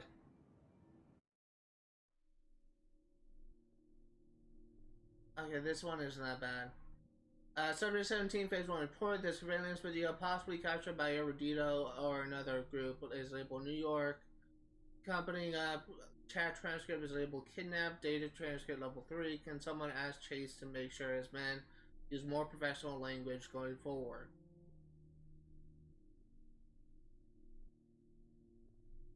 Interference, yes, sir. You have him. Reply scrambled. Yeah, shoving him to the van as we speak, sir. Target will be delivered on schedule. Transmission ends. Brandon's put a video labeled Brooklyn. The poster claimed that Stardew agents had captured an unknown Caucasian male. Victim is in his mid-20s, approximately 6 feet tall, 190 pounds, destination unknown. This is a capture of Desmond Miles. This one is labeled Ciampino, Italy. The poster identified this only as unmarked hangar, but then went on to say Stardew agents arriving at a destination. Company-owned jet brought to hangar after landing. Victim identified as Desmond Miles. I don't think this has spread too far yet. Location has already been scrubbed, so I think we can dismiss this as the ravings of a fanatic. Preliminary analysis. The medical file, we're looking into it. No menstrual disorders per subject 17 though. Isn't menstrual like a thing that only affects women? Or because I know like there's like a menstrual cycle is essentially like a woman's period. I don't know what menstrual disorder, how it affects a man is. That must be a relief for the public to read. Patient has no active complaints, no acute distress, no prior cardiac history, blood pressure normal, 112/78, primary blood analysis, no significant traces of chemicals, no lead to neurological disorder, no indication that patient would be prone to neurosis. Unlike previous subjects, patient is psychologically stable. You are clear to proceed. Signed by Damien Cervelcus.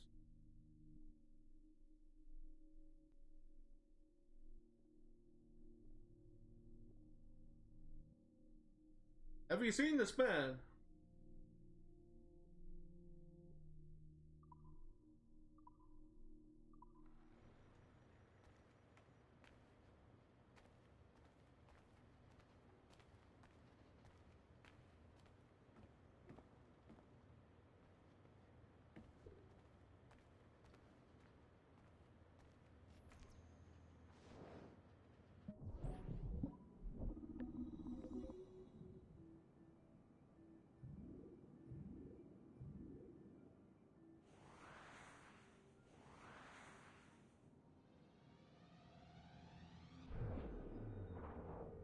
I thought those warp holes would be like a death pit.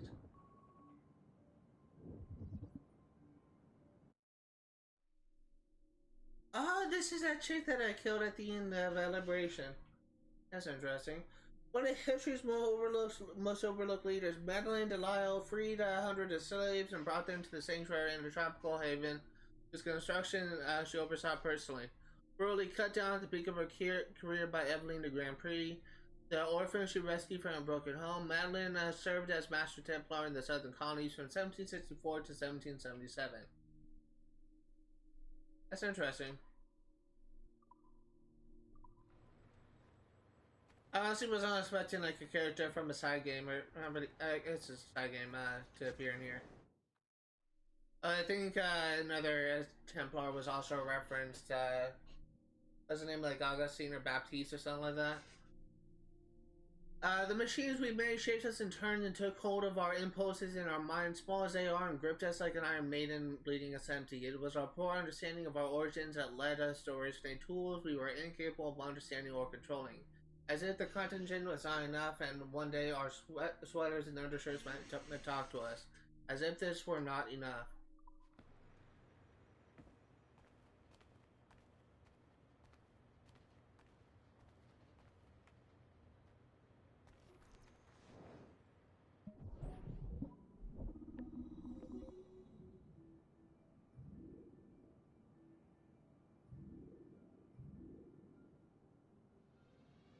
That was easy.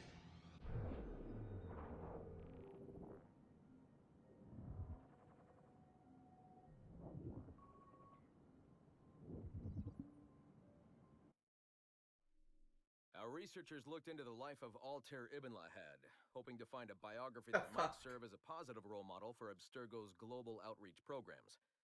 Unfortunately, this renegade assassin proved to be no such thing. In much of his footage, we see a man gleefully flouting some of his culture's most entrenched taboos with an arrogance that borders on messianic.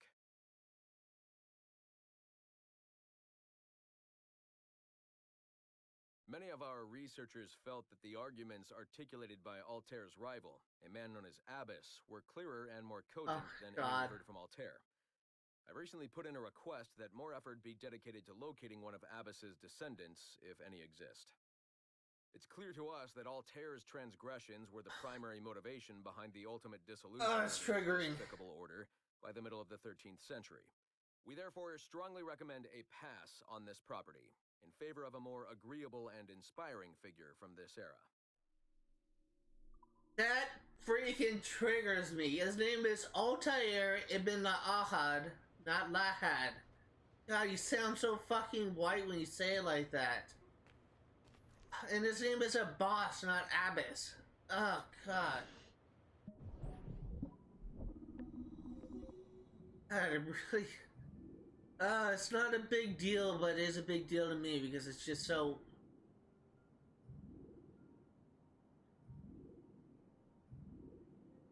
It's so freaking...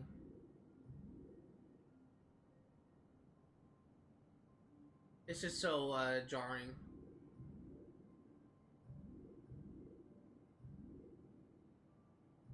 There we go.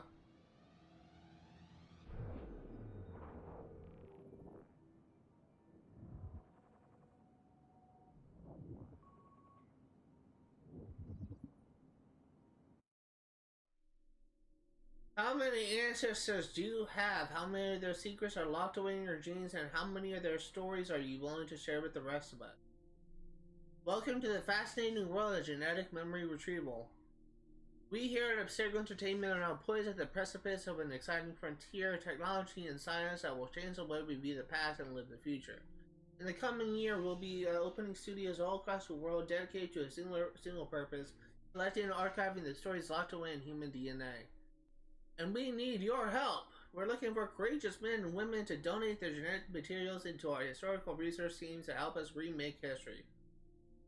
So join us, Abstergo Entertainment, where the past is our playground.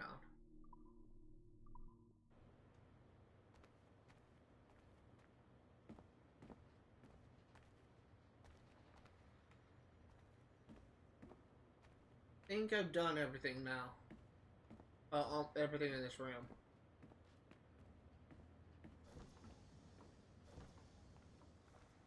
Is there anything in here? I think I got everything.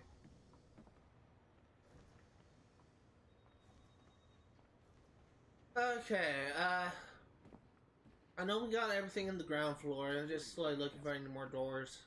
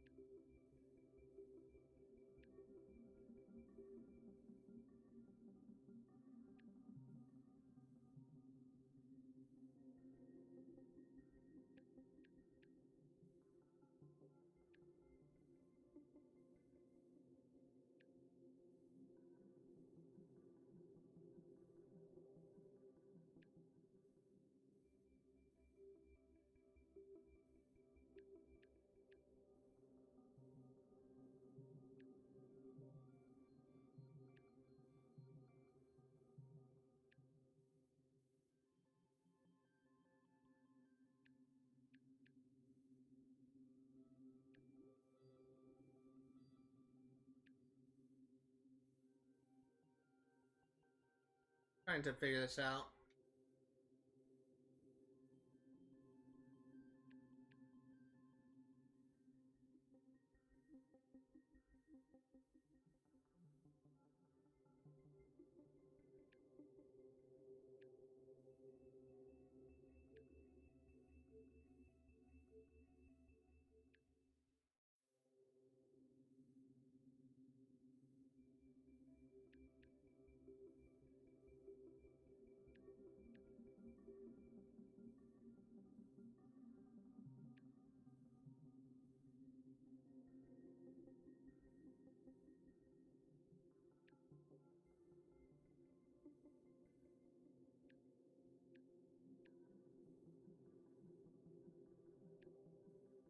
Come on.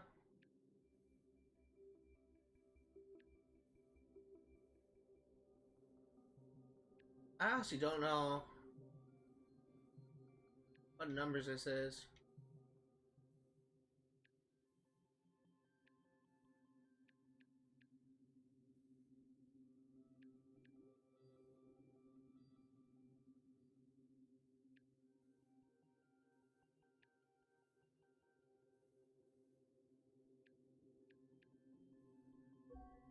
There you go. Got it.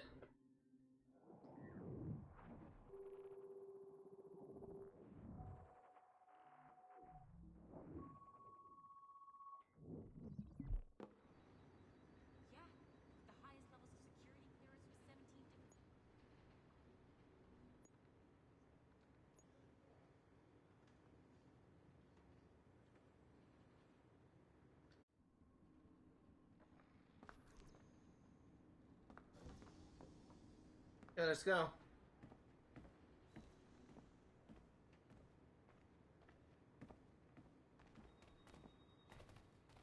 Fortunately, we cannot go in there just yet, because Melania is using her computer.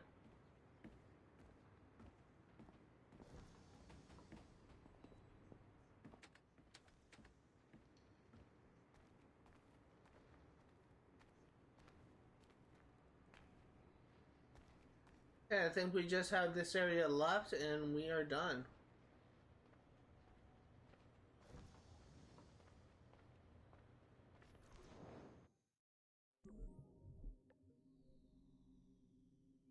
Oh god, this thing again.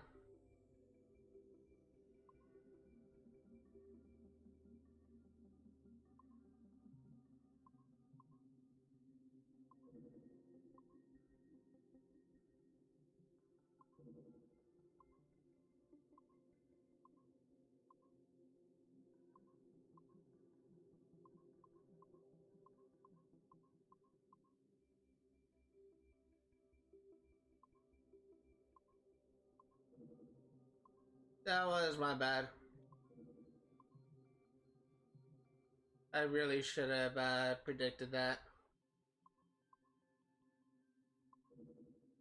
Technically, all my failings are my bad, since I'm not the only one that's playing it. Really, the only reason the only one to blame for my failures is myself. But,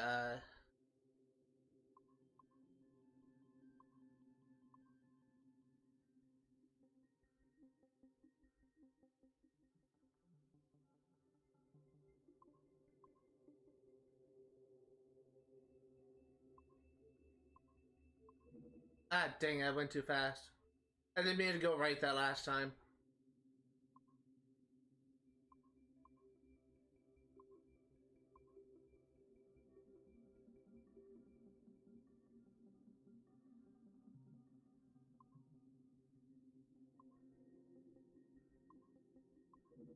Ah, dang it.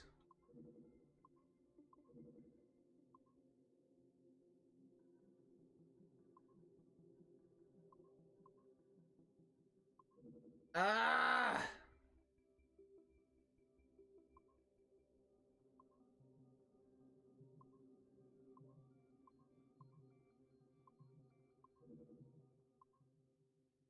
I feel like I should have had that one. I just was a little bit too slow.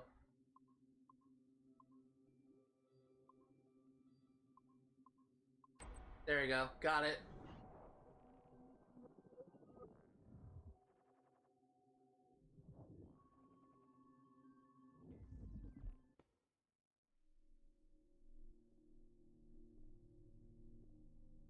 Sean Hastings? Desmond?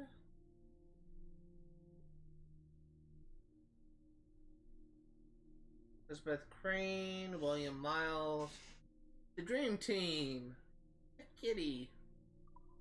That's cute.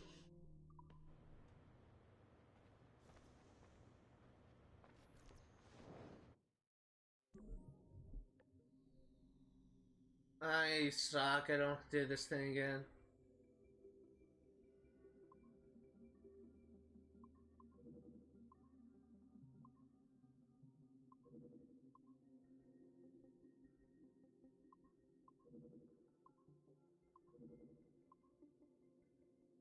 Okay, come on.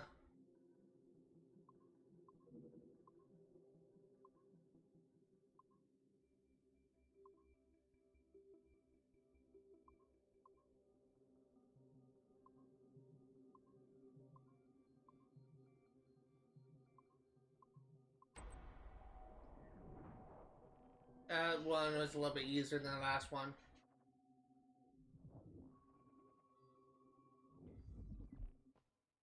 Okay, hope this is on. I don't think I've ever used this phone more than a few times to record anything.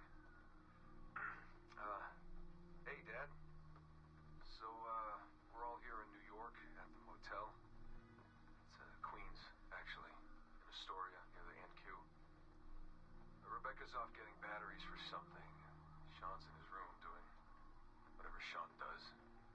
And, you're out getting some food. Me? Well, I'm supposed to be getting ready to break into some offices in the financial district. Feels just like prepping for one of your old training drills, actually. 10 years go by, and then you show up, and it's like I was never gone, and we're right back to the ball busting and the conspiracies and the paranoia. Only this time, I believe you. I believe every word. You know, I don't even think you know the half of it. I don't think you know how much I've seen. How much I've learned in just a few weeks. Everything, really. I feel like I've lived 1,000 years, or 10,000 maybe. It's impossible to explain. But when you see that much of the world through the eyes of so many, you can't help but be sad. And to see all these incredible, intelligent people fight the same battles, make the same mistakes over and over again. Because culture and knowledge and history, these things, they aren't passed on through our genes. Every kid on Earth needs to relearn the basics. How to live, how to survive, how to stand up for what's right. So much is lost in the transfer.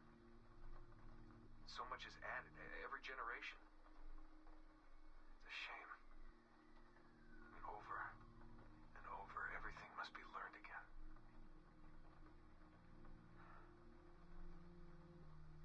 I met Clay, Dad. Clay Gesmerick, in the Animus. I knew him by his Abstergo handle, Subject 16. My predecessor. And he showed me things. He passed them to me, just before he died. Or got deleted or whatever. Everything he'd learned, everything he'd seen. God, how do I talk about this? So, guess you trained him, huh? After I left, he really looked up to you, and now that I've seen through his eyes, I think I understand why. I'm glad you had him around, even if I wasn't there. The things he showed me. Unbelievable things. And I never... Shit. Alright, back in a second.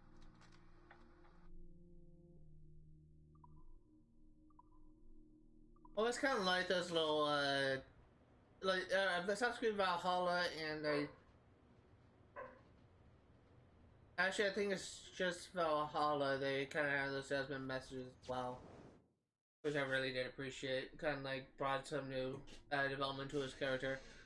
Being that it is well understood that tools, homes, cars, cutlery, pencils, tables, books, chairs, domesticated animals, light bulbs, mobile phones, sex toys, vacation homes, sofas, lounge chairs, swimming pools, and C are indirectly, I don't know what that symbol means, and C are indirect byproducts of our genotype typic expressions, otherwise known as extended phenotypes we submit.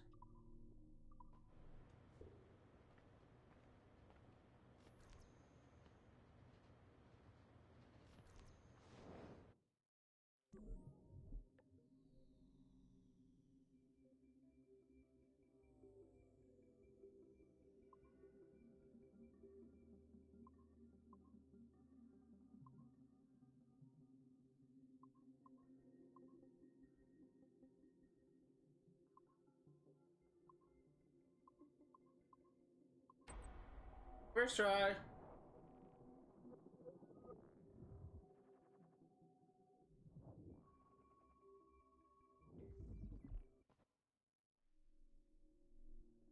Alea Ghostlight, and it is the opinion of the researcher that inadequate attention has been paid to the Southeast Asia and in particular the Himalayas.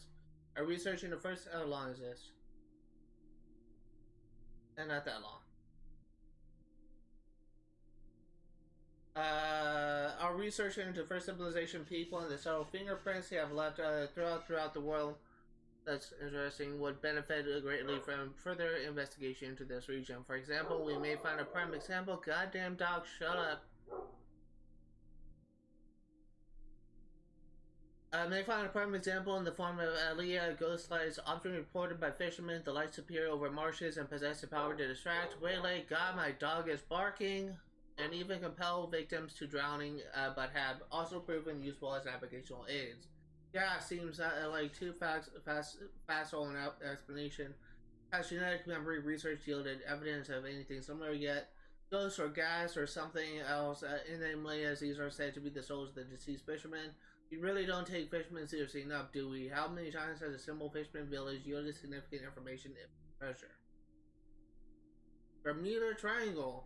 What must surely be the most intently studied region whose very existence is routinely denied by official sources. The Devil's Triangle has been held responsible for countless banished vessels, aircraft and ship alike since the earliest days of sail.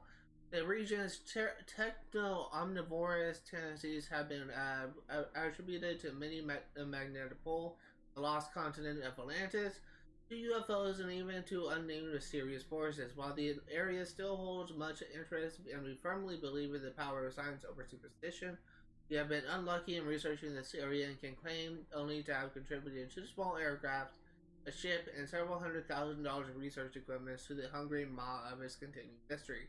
For the time being, it may be safer to pursue greater knowledge of the region throughout genetic memory research via the Animus program.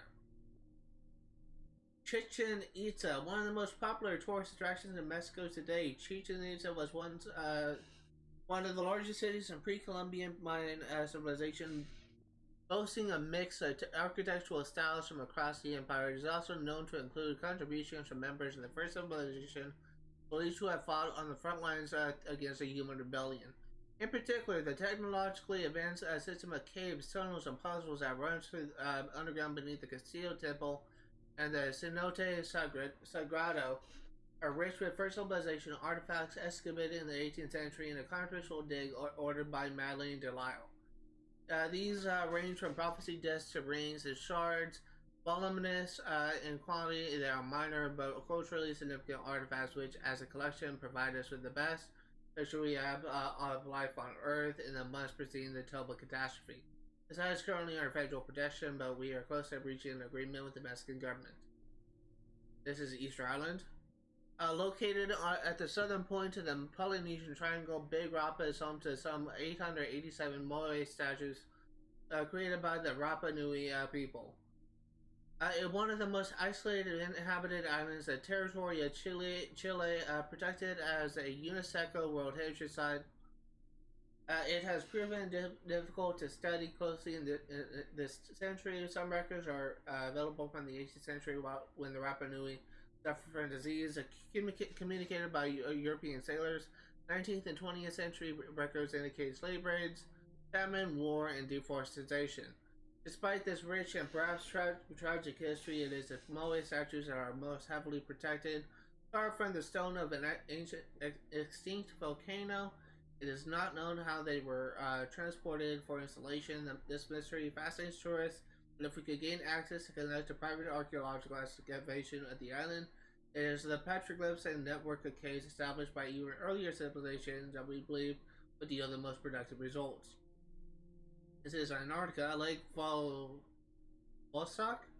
Working with our Russian partners, we have secured an agreement to commence research into the subterranean lake that rests deep beneath Vostok Station in the accurately and poetically named Pole of Cold on the East Antarctic sheet of ice. In the East Antarctic ice sheet. It is sitting approximately 30,500 meters above sea level. This freshwater lake rests 4,000 meters below the surface. A core ice symbol was extracted in 2012 will soon begin research that should provide a paleoclimatic record going back some 400,000 years. Isolated fossil water reserve samples may prove even older. Only time and science will tell what genetic materials these magnetic samples reveal, if not a new window into first civilization and life itself. Alright, I think we're done. Still have a lot of computers hacked, but I think we're done for now. Let us head back to our computer because there shouldn't be anything left for us. Grabbing people's IDs.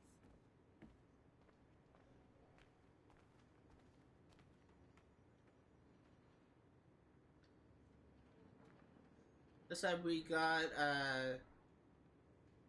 Mary Reed or James Kidd, their statue, and Steve Bonnet.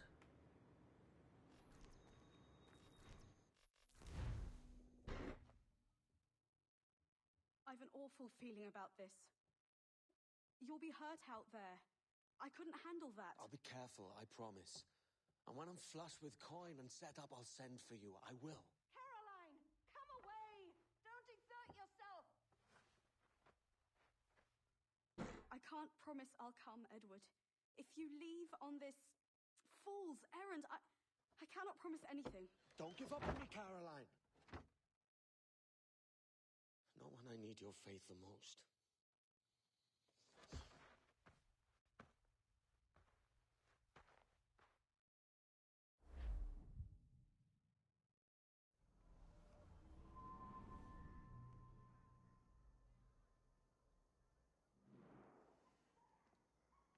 Putting some shape to your sentiments?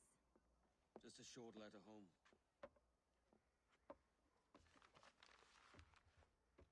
I reckon she's past caring anyway. Oh, you're a hard heart that should be softer. Or soft in parts that should be hard. And how is it you're so keen for his heart?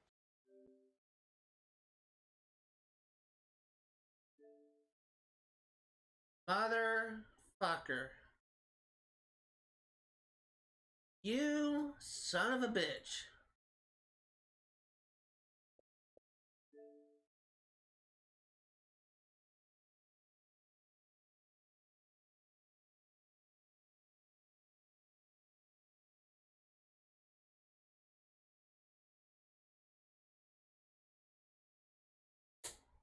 Found another easy. Not dealing with this shit again.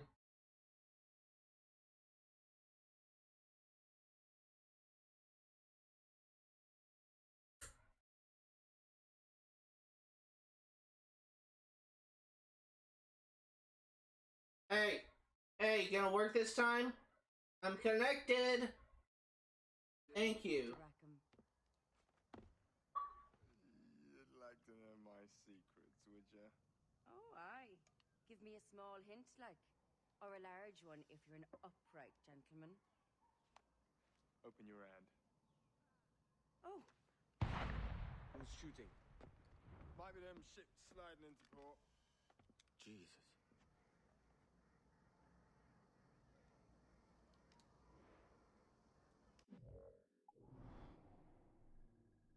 Alright, so that is gonna do it for today. This actually it's just we got a new pistol holster, so I'll crap that. If you are remotely interested in what you see today, all of the games I cover on my channel will be for 100% completion. I will be streaming Assassin's Creed 4 Black Flag yet again next Friday, 1 p.m. to 4 Pacific Standard Time. I will be streaming Kingdom Hearts 1 for 100% completion on Saturdays, 1 p.m. to 4 Pacific Standard Time, 57%, not bad. And I will be streaming Stardew Valley for 100% completion on Sundays, 1 p.m. to 4 Pacific Standard Time. If you're interested in games we play for 100% completion, know that I not only go for 100% in-game statistics, but 100% in achievements as well. We got a lot of progress done. We are actually very close to getting some achievements. But that's going to do it for today. Something I want to show off is actually did kind of get like a present day mission that didn't pop up because I got disconnected. But that's going to do it for today. Thank you guys for watching. See you all next time. Adios.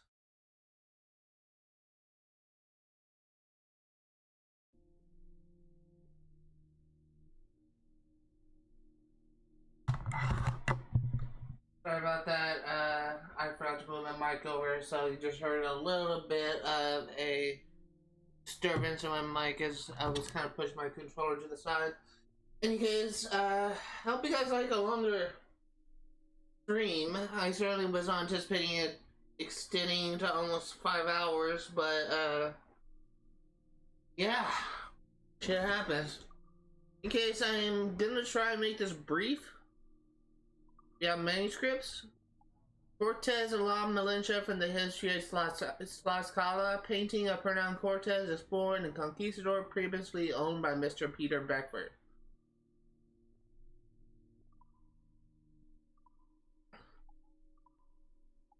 People, we have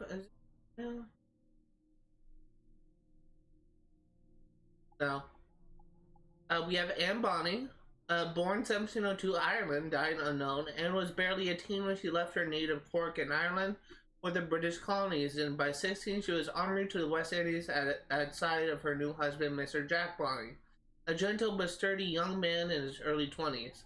The pair arrived in Nassau in April of 1715, settling down with an unclear idea of what shape their lives might take. Jack eventually found work on one of the small plantations there, while Anne cultivated her ability to loaf and daydream. Unfortunately, her beauty, aloofness, and her incredible indifference to propriety made her the object of more romantic attention than she had ever known or cared for. Within a year of arriving in Nassau, the Bonny's marriage was in shambles, a union only in name. While Jack disappeared further into his work and grew more confident and sociable, eventually taking a job as a barmaid in the popular Old Avery Tavern in the center of Nassau. And though she took on a few lovers in the next few years, it was mostly out of envy and spite that the rabble of Nassau branded Anne a harlot and a tease. But no high society to shun or shame her, Anne's desirability only increased on the strength of these rumors. Don't tread very carefully here and triple check any racy footage you get. 18 or older, no exceptions, OG. Note, or how about we don't go this route for once, DM.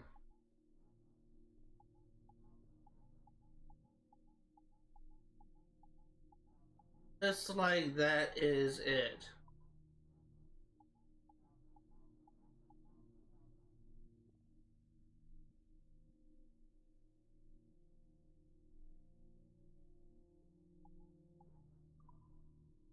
You have locations.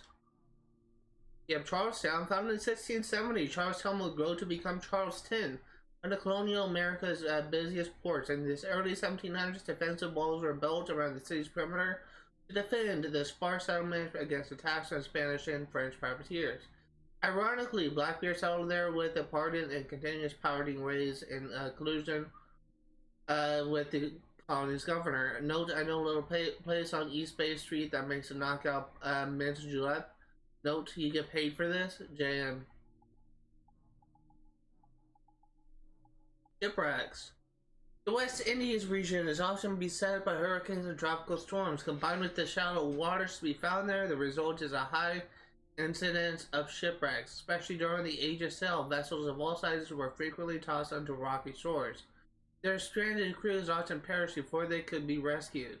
Note, the most famous shipwreck here was when 10 treasure-laden Spanish ships got blown off onto the coast of Florida in 1715. All and sundry came from all over the region to see if they could pick up some pieces of eight in the sand. Many of those people went on to try their hand at piracy, RL. I wonder if those 10 treasure-laden Spanish ships is actually the ones that we kind of destroyed, or the storm destroyed in the sequence 2 of the game. Ships. We have the Queen's Anne Revenge.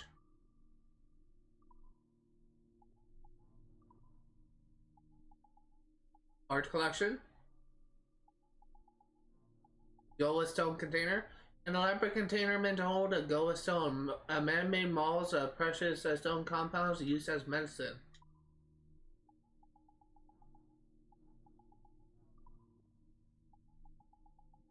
Fauna. Bull shark. So called because of their short snouts and their tendency to headbutt prey. Bull sharks are commonly found in warm, shallow waters. They are extremely aggressive and dangerous to humans. The females are larger than the males and adults measure well over 7 feet, 2.15 meters long. They also have jellyfish. Also called a medusa, the jellyfish isn't technically a fish. It is a free-swimming, non-vertebrate vertebrates found in every sea across the world. Jellyfish consists of gelatinous bell with shelling tentacles capable of stinging prey. Jellyfish stings are in most cases harmless to humans, but some can be extremely serious, even lethal. Note from in most cases harmless to can be lethal, that's comforting. Damn. Manta ray, the same thing that I believe killed Steve Irwin, I think. Although related to sharks, manta rays are harmless. They can be, except for the freaking stinger on their tails. They can be quite large, up to 30 feet, 9 meters wide, and feed on small fish and plankton, falling food into their mouth using cephalic flaps extended from the eyes. They're capable of leaping into the air and are found the world over. Oh no, I think that's a stingray. I don't know if stingrays are different from manta rays. Moray eel living in rocky shorelines and coral reefs throughout the Bahamas, Caribbean Sea, and Florida Keys. Extending southward to the coast of Brazil, the moray eel hides in rocky crevices by day and forages for food by night. The greenish hue of the body is due to a layer of mucus that protects the eel from parasites. Moray eels are benign to humans but will bite if surprised or touched. Consumption of the eel's flesh can lead to Sagrotera poisoning in humans. We also have sea urchins. A small marine animal covered in prickly spines. The sea urchin is able to use small rocks and seaweed to help camouflage itself on the sea bottom. Spines are sharp and can penetrate human skin. And that's done. So that does it for all the new journal entries. Hope you guys like the longer episode. Yeah. Probably won't be doing this often, but only when I essentially have no other choice. Meantime, let's get into fuck. I just stubbed my toe. I literally just kicked my laptop and put it on the ground. Ow. Probably won't be making too many long episodes too often, but this was a small exception. My freaking toe hurts.